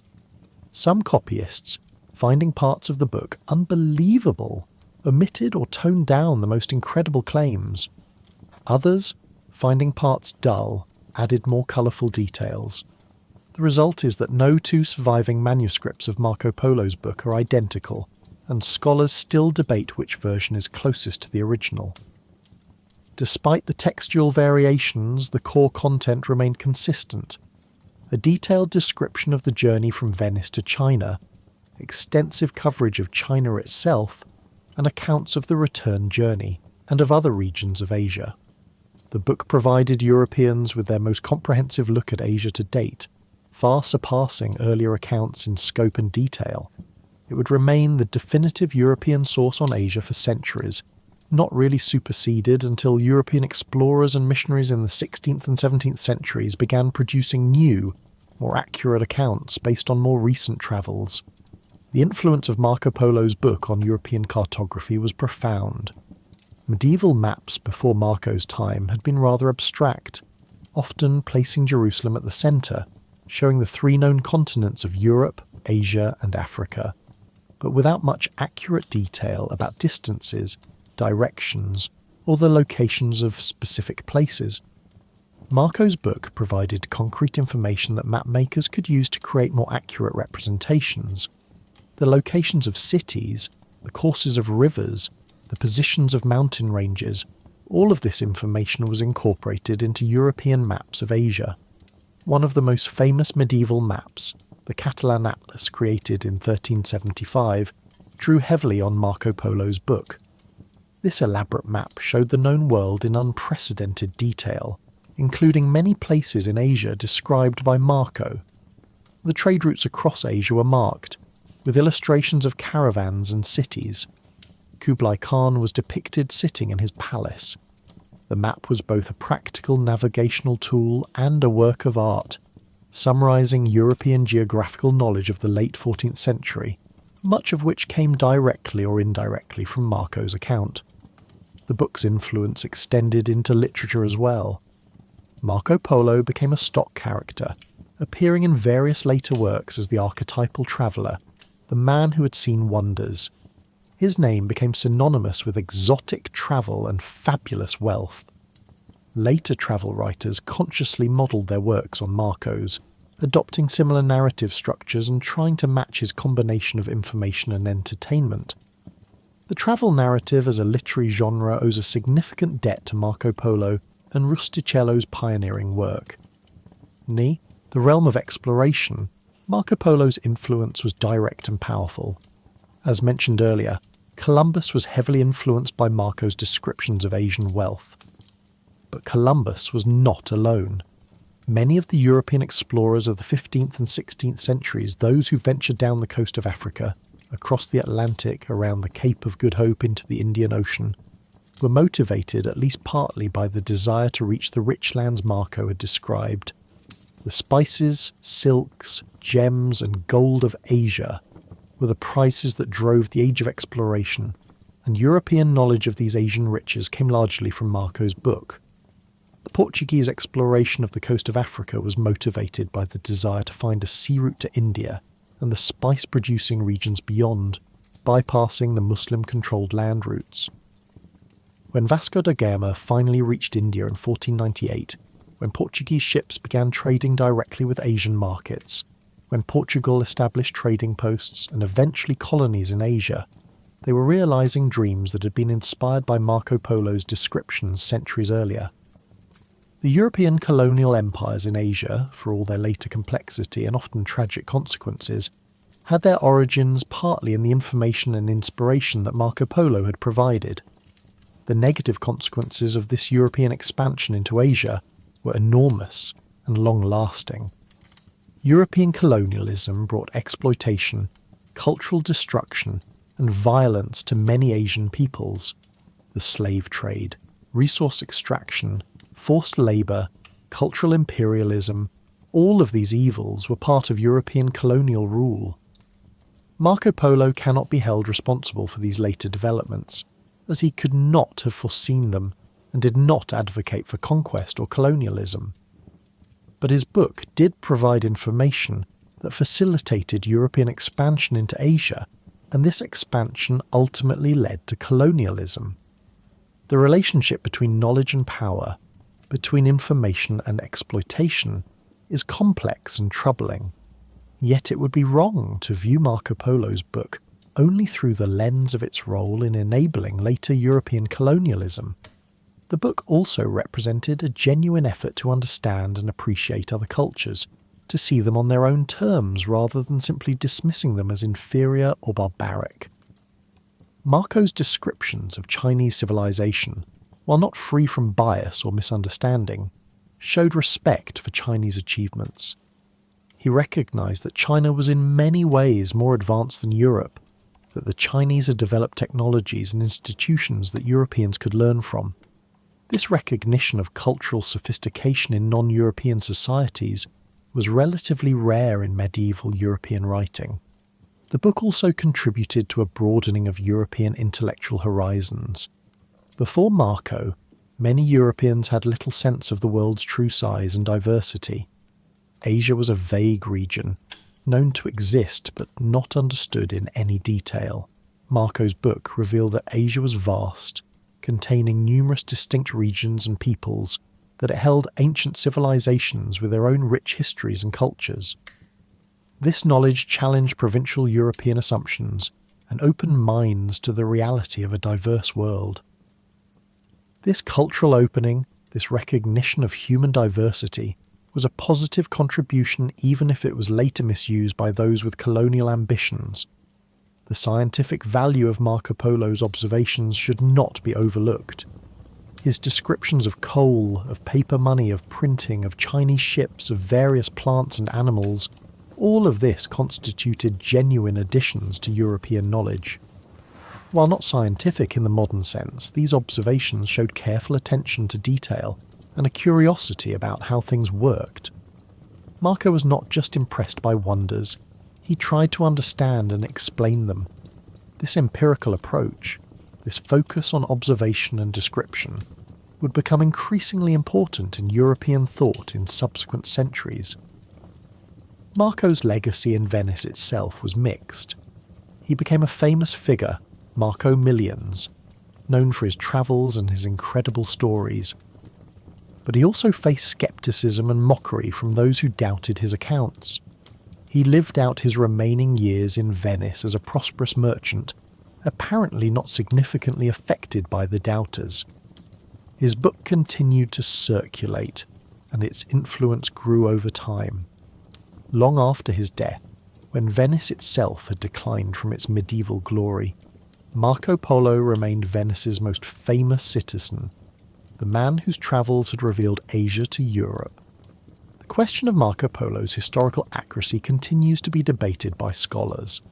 Some defend the essential truth of his account, arguing that the level of detail and the general accuracy of much of his geographical and cultural information could only come from someone who actually made the journey. Others remain sceptical, pointing to various omissions, errors, and apparent impossibilities in the text. Some have suggested that Marco went only as far as the Black Sea or Persia, and compiled his book from information gathered from other travellers. Most scholars today accept that Marco did travel to China, but recognise that his book contains exaggerations, errors, and second-hand information mixed with first-hand observation. The truth probably lies in a middle ground. Marco Polo was a real person who really did travel extensively in Asia, reaching China and spending years there. But his book, compiled from memory years later and shaped by Rustichello's literary agenda, is not a completely accurate or comprehensive account of his experiences. It emphasises some things while omitting others, exaggerates for effect in places, includes information from various sources without always distinguishing between first-hand observation and hearsay.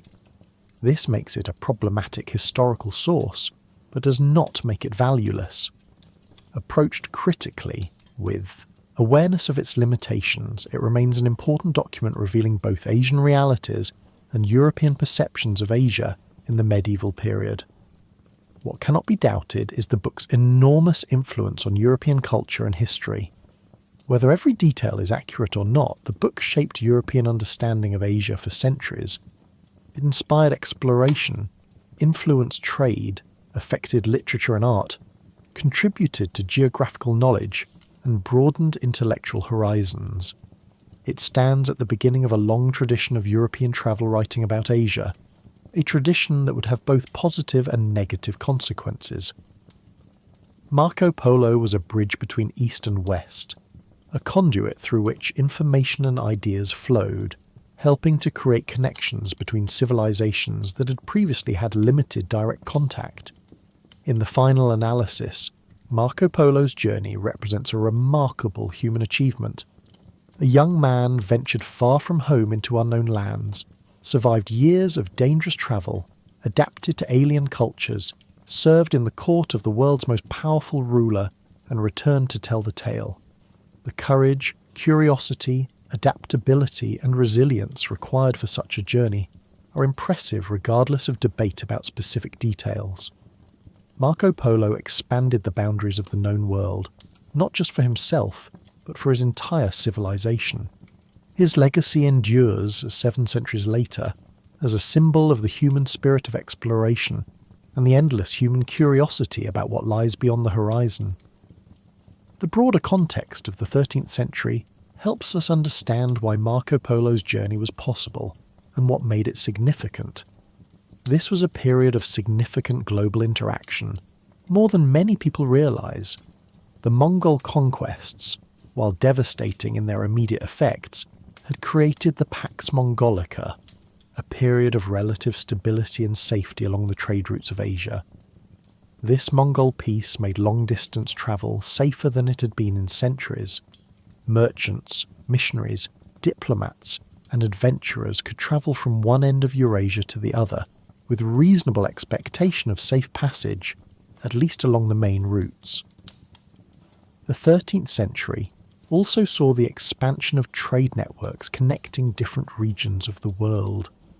The Mediterranean was dominated by Italian maritime republics, Venice and Genoa particularly, which competed fiercely for control of trade routes and markets.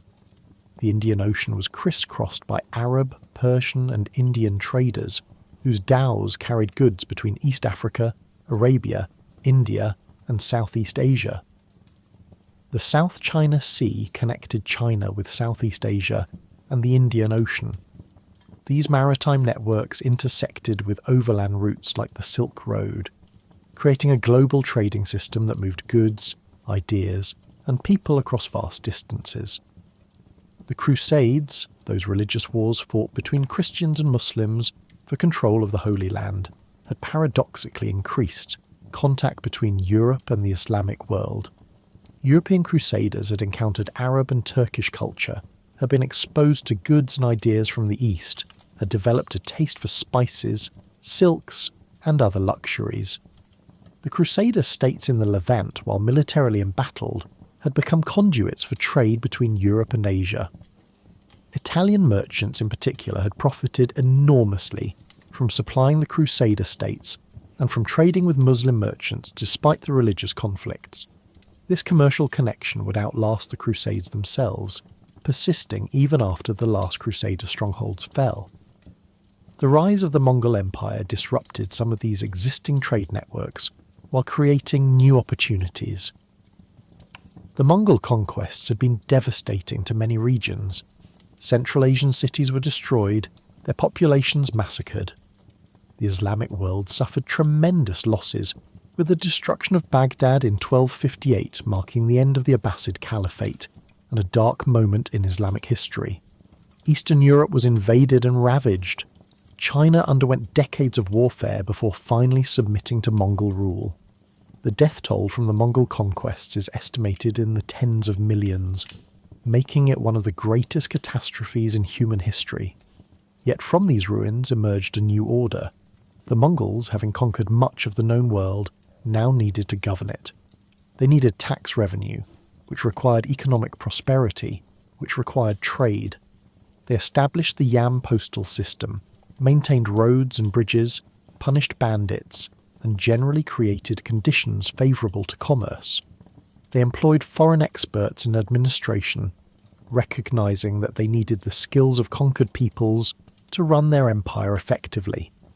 This created opportunities for ambitious foreigners like the Polos to rise in Mongol service, bringing skills and perspectives that the Mongols valued. The religious tolerance of the Mongols was remarkable for the medieval period.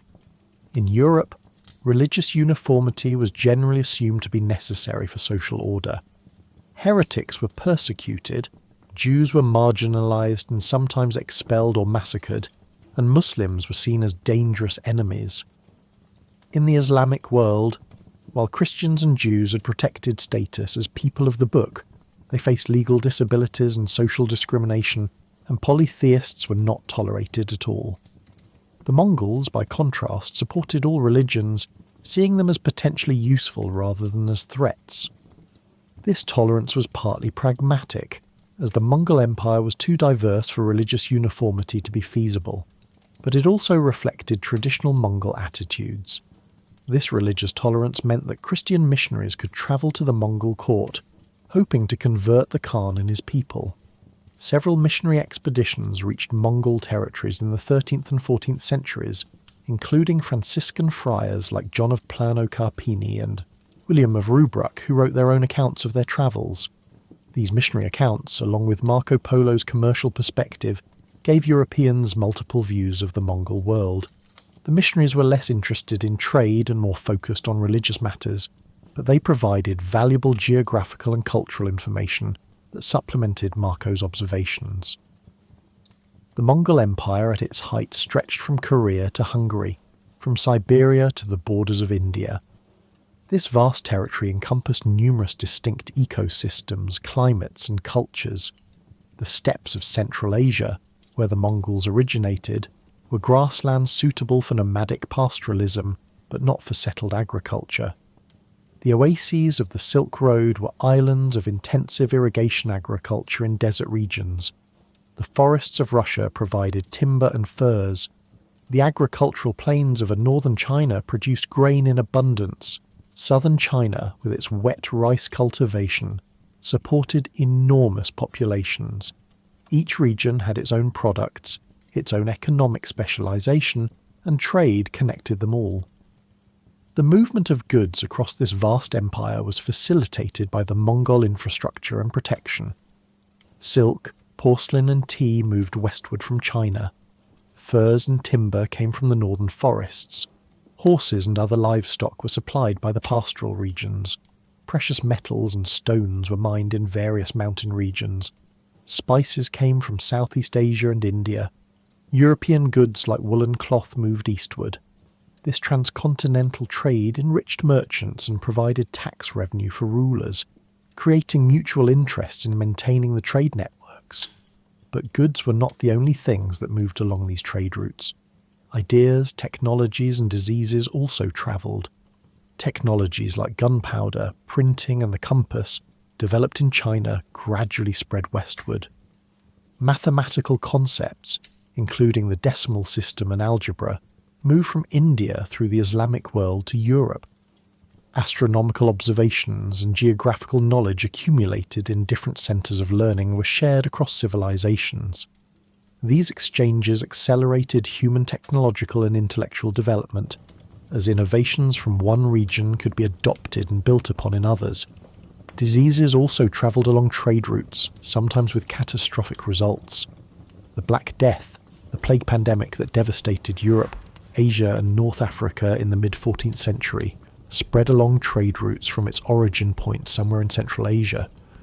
The disease reached Europe via trade routes, both overland and maritime, and killed perhaps a third of Europe's population.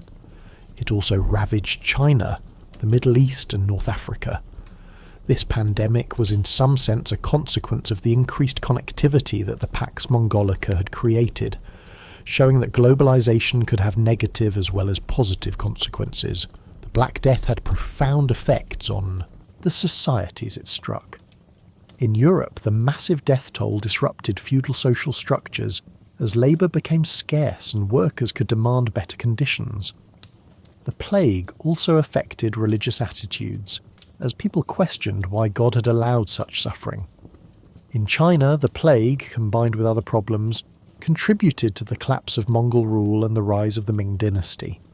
The Mongol Empire, already fragmenting, was further weakened by the pandemic. The trade routes that had connected Eurasia were disrupted, and the period of relatively safe transcontinental travel came to an end. This closure of the overland routes to Asia forced Europeans to seek alternative paths to reach Asian markets. The Portuguese exploration of the African coast, seeking a sea route to India around Africa, was motivated by the desire to bypass the Muslim-controlled land routes and the disrupted Silk Road. When Portuguese ships finally reached India in 1498, they opened a new era of European-Asian relations, one dominated by sea power rather than overland caravans.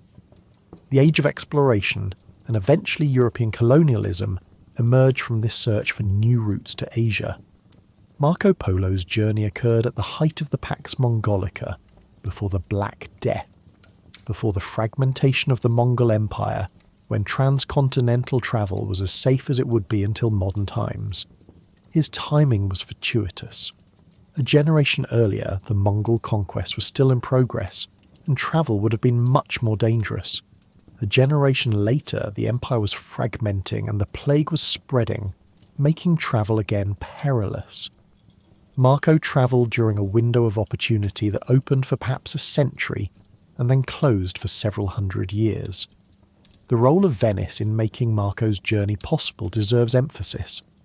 Venice was not just any European city, but was the premier trading power of the Mediterranean, with commercial networks stretching from England to the Black Sea. Venetian merchants were experienced in dealing with different cultures, in negotiating safe passage through various territories, in managing the risks of long-distance trade. The Polo family was part of this commercial elite, with the experience, connections and resources necessary to undertake such an ambitious journey. A peasant or a minor merchant could never have made such a journey, but for a member of Venice's merchant elite, it was an extreme but not impossible venture. Venice's wealth came from trade, and that wealth was visible in the city's architecture and art. By the 13th century, Venice had already begun building the elaborate Gothic palaces along the Grand Canal, the churches decorated with Byzantine mosaics, the public buildings that proclaimed the Republic's wealth and power. This wealth was not based on natural resources, as Venice had almost none, or on agricultural surplus, as the city's marshy islands were unsuitable for farming. It was based entirely on trade, on the ability to buy goods cheaply in one place and sell them expensively in another, to provide shipping and financial services, to control key trade routes and markets. The Venetian system of government, a republic dominated by merchant families, was unusual in medieval Europe, where most states were monarchies ruled by hereditary nobles. Venice's doge was elected, though in practice from a narrow oligarchy of wealthy families. The city's politics were complex, with various councils and offices balancing power, designed to prevent any single individual or family from dominating. This republican system was not democratic in the modern sense, as most Venetians had no political voice, but it did allow talented merchants like the Polos to rise based on their commercial success rather than inherited titles. The competition between Venice and Genoa, its great rival, shaped Mediterranean politics for centuries. These two maritime republics fought 4 major wars between 1253 and 1381, along with numerous smaller conflicts. They competed for control of key ports and trade routes, for favourable treaties with the Byzantine Empire and various Muslim states, for dominance in particular commodities. This competition drove both cities to expand their reach, to take greater risks, to push the boundaries of their commercial networks ever outward. Marco Polo's journey to China can be seen as part of this competitive dynamic, an attempt to reach sources of valuable goods directly rather than depending on intermediaries. The role of family in Marco's journey was crucial. He did not set out alone, but travelled with his father and uncle, experienced merchants who had already made the journey once. This family connection provided not just companionship, but also knowledge, experience, and credibility. When the Polos reached Kublai Khan's court, they were not strangers but returning visitors who had met the Khan before. This prior connection gave them an entry into the Khan's service that would have been difficult for unknown foreigners to achieve. The family business structure, with its networks of trust and mutual obligation, made long-distance trade possible in an era when legal institutions for enforcing commercial agreements across large distances were limited. The preservation of Marco's story also depended on family. After Marco's death, his family retained copies of his book and apparently took pride in his fame. Without this family preservation of his legacy, the book might have been lost or forgotten. The manuscripts that survive come from various sources, but some can be traced to copies owned by Marco's descendants or by Venetians who knew the family.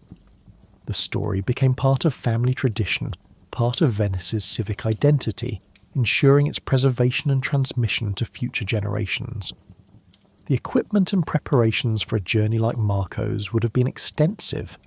The travellers needed clothing suitable for various climates, from desert heat to mountain cold. They needed trade goods to sell along the way to finance their journey, and to present as gifts to rulers whose territories they crossed. They needed servants and guards, people who could manage pack animals, cook meals, set up camps, provide security. They needed knowledge of routes, languages, customs. They needed letters of introduction, credentials that would identify them as legitimate travellers rather than spies or bandits. The actual process of travel was slow and arduous by modern standards. A good day's journey might cover 20 or 30 miles on foot or horseback. When travelling through difficult terrain, progress could be much slower. When waiting for permission to transit a territory, for a mountain pass to become passable after winter snows, for a travelling companion or for suitable weather, progress might halt entirely for weeks or months. A journey that might take a few days by modern air travel took years in the medieval period. This slow pace of travel also meant that travellers had time to observe and learn, to develop relationships, to truly experience the places they passed through. The linguistic challenges of such a journey were considerable. Marco would have started with Venetian Italian, and probably some Latin. He would have needed to learn or at least acquire some working knowledge of several other languages during his travels. The lingua franca of Mediterranean trade, a mixture of Italian, Greek, Arabic and other elements, would have helped in the Middle East. Persian was useful in much of Central Asia and the Middle East. Various Turkic languages were spoken along the Silk Road. Mongol was the language of the ruling elite in the Mongol Empire. Chinese in various dialects was necessary for functioning in China. Marco claimed to have learned multiple languages during his travels, though whether he achieved fluency or just working knowledge is debatable. The psychological challenges of such extended travel, the homesickness, the culture shock, the loneliness, these are harder to document but must have been real. Marco was young when he left Venice, barely more than a teenager. He would spend his entire youth and early adulthood in foreign lands, missing the formative experiences that his peers in Venice were having. By the time he returned, he would be in his 40s, having spent more of his life in Asia than in Europe. The psychological impact of such displacement must have been profound, creating a sense of not quite belonging anywhere, of being perpetually an outsider. Yet this outsider status also gave Marco a unique perspective. He could see Chinese culture with fresh eyes, noticing things that the Chinese themselves might take for granted. He could compare different civilizations, recognizing strengths and weaknesses in each. This comparative perspective, this ability to see one's own culture from the outside, is one of the great benefits of travel and cross-cultural experience.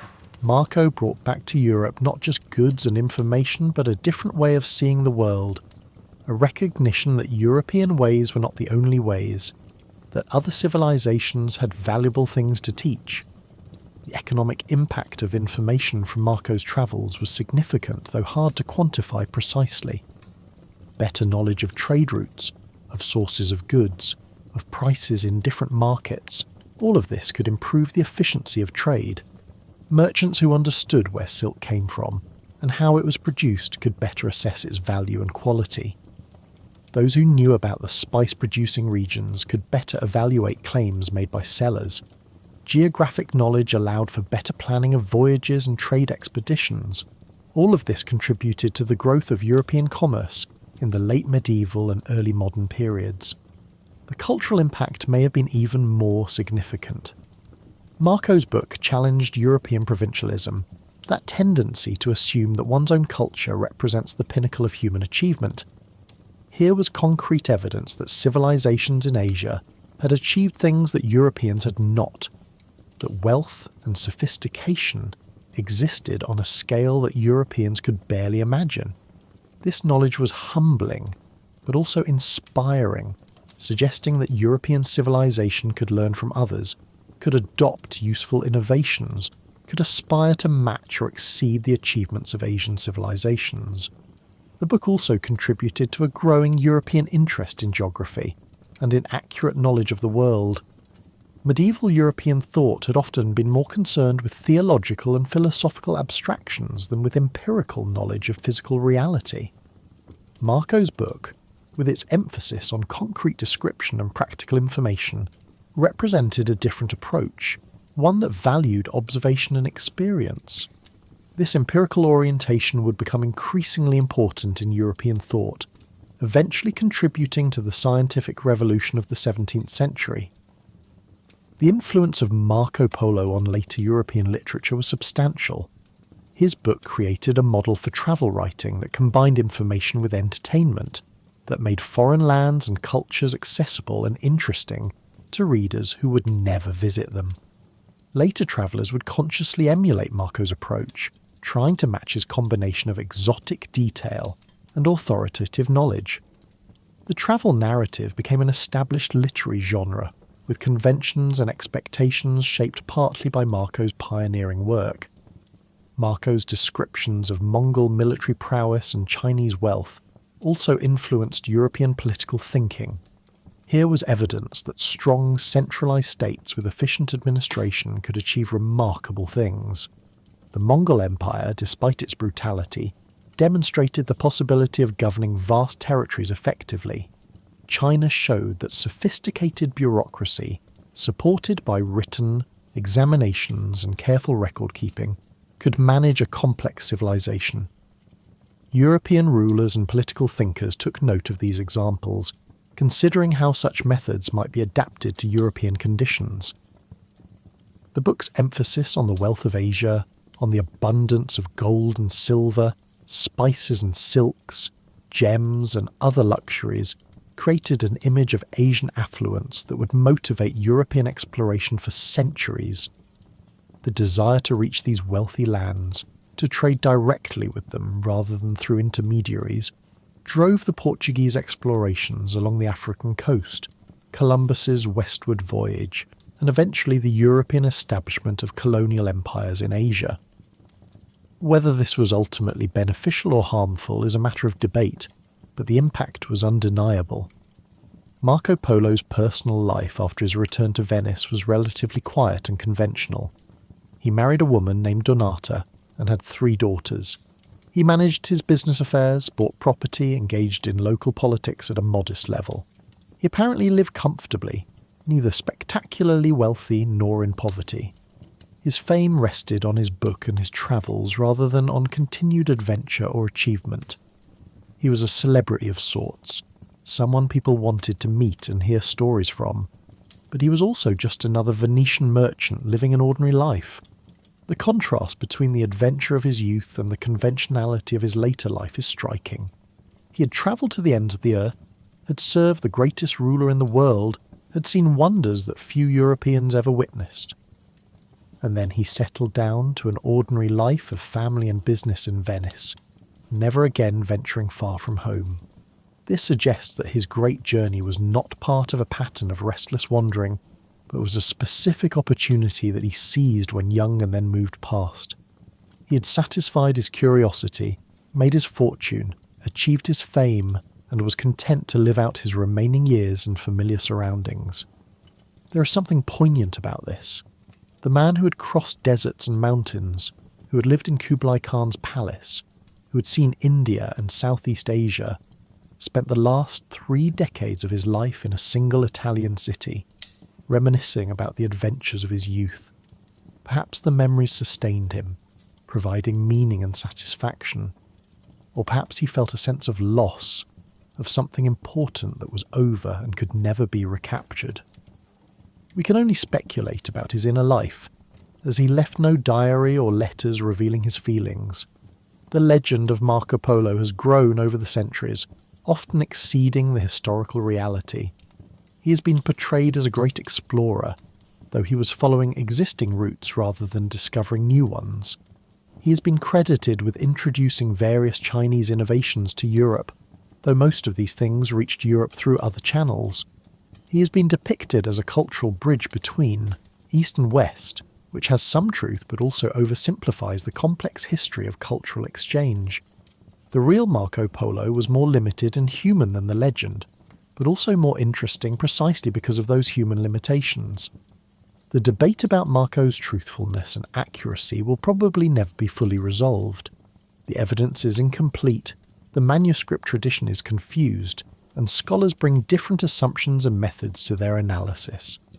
What we can say is that the book attributed to Marco Polo, whatever its exact relationship to his actual experiences, was an important and influential work that shaped European understanding of Asia for centuries. Whether every detail is accurate is less important than the overall impact of the work in broadening European horizons and stimulating European curiosity about the wider world. The transformation of Marco's oral stories into Rusticello's written text was itself a creative act, a translation not just between languages but between modes of expression. Oral narrative has different rhythms and emphases than written narrative. Rusticello, as a professional writer, would have shaped the material according to literary conventions of his time, adding drama, organising information, perhaps embellishing details. Marco's memories, filtered through years and through the process of oral telling and retelling, were then further filtered through Rusticello's literary sensibility. The result is a text that is neither pure fact nor pure fiction, but something in between, a literary work based on real experiences. This does not make the book less valuable, only different from what modern readers might expect from a travel narrative. We are accustomed to travel books that claim objective, factual reporting, where the author assures us that everything described actually happened exactly as described. Medieval audiences were less concerned with this kind of literal accuracy, and more interested in whether a text conveyed truth in a broader sense, whether it revealed important realities even if specific details were uncertain. Marco's book passed this test for medieval audiences, conveying truths about the existence of sophisticated Asian civilizations, about the wealth and power of Asian rulers, about the products and possibilities of Asian trade, even if specific details might be questioned. The fact that Marco's book was written in French, copied in various languages, and circulated throughout Europe shows how international medieval culture could be, despite the political fragmentation of the continent. Ideas, stories, and knowledge could spread across linguistic and political boundaries. A book written by an Italian in French based on travels in Asia could be read in England, Spain, Germany, and elsewhere. This cultural connectivity, based on shared religious traditions, Latin as a common learned language, and active trade networks, meant that innovations and information could spread relatively quickly across medieval Europe. Marco Polo's journey took place at a unique moment in world history, when transcontinental travel was possible in ways it had not been before and would not be again for centuries. The Mongol conquests, despite their brutality, created a unified political space stretching across most of Asia. The Pax Mongolica made travel relatively safe. The Mongol tolerance of foreign experts created opportunities for talented outsiders. These conditions allowed Marco to make his remarkable journey and to see things that few Europeans ever saw. Within a century of his return, these conditions had changed dramatically. The Mongol Empire fragmented, trade routes became dangerous again, and direct European contact with China essentially ceased. This makes Marco Polo's book even more valuable as a historical source. For several centuries, it was essentially the only detailed European account of China and Central Asia, a unique window into these regions during the Mongol period. Later, European knowledge of Asia would have to be rebuilt from scratch, starting in the 16th century, when Portuguese and Spanish explorers began reaching Asian shores by sea. Marco's book thus represents both an end and a beginning, the end of medieval overland contact between Europe and China, and the beginning of the literature of European exploration and description of Asia. In the final analysis, Marco Polo represents human curiosity, courage, and adaptability at their finest. Whatever questions remain about specific details of his journey or his book, there is no doubt that he was a remarkable individual who lived an extraordinary life. He ventured into the unknown, adapted to alien cultures, served in one of the great imperial courts of history, and returned to share what he had learned. His legacy is not just his book, influential as that was, but the example he set of being open to the world, willing to learn from other cultures, ready to venture beyond familiar boundaries. These qualities remain valuable today, perhaps even more so in our interconnected but often divided world. Marco Polo's journey across medieval Asia reminds us of the human capacity for exploration, understanding and connection across cultural boundaries,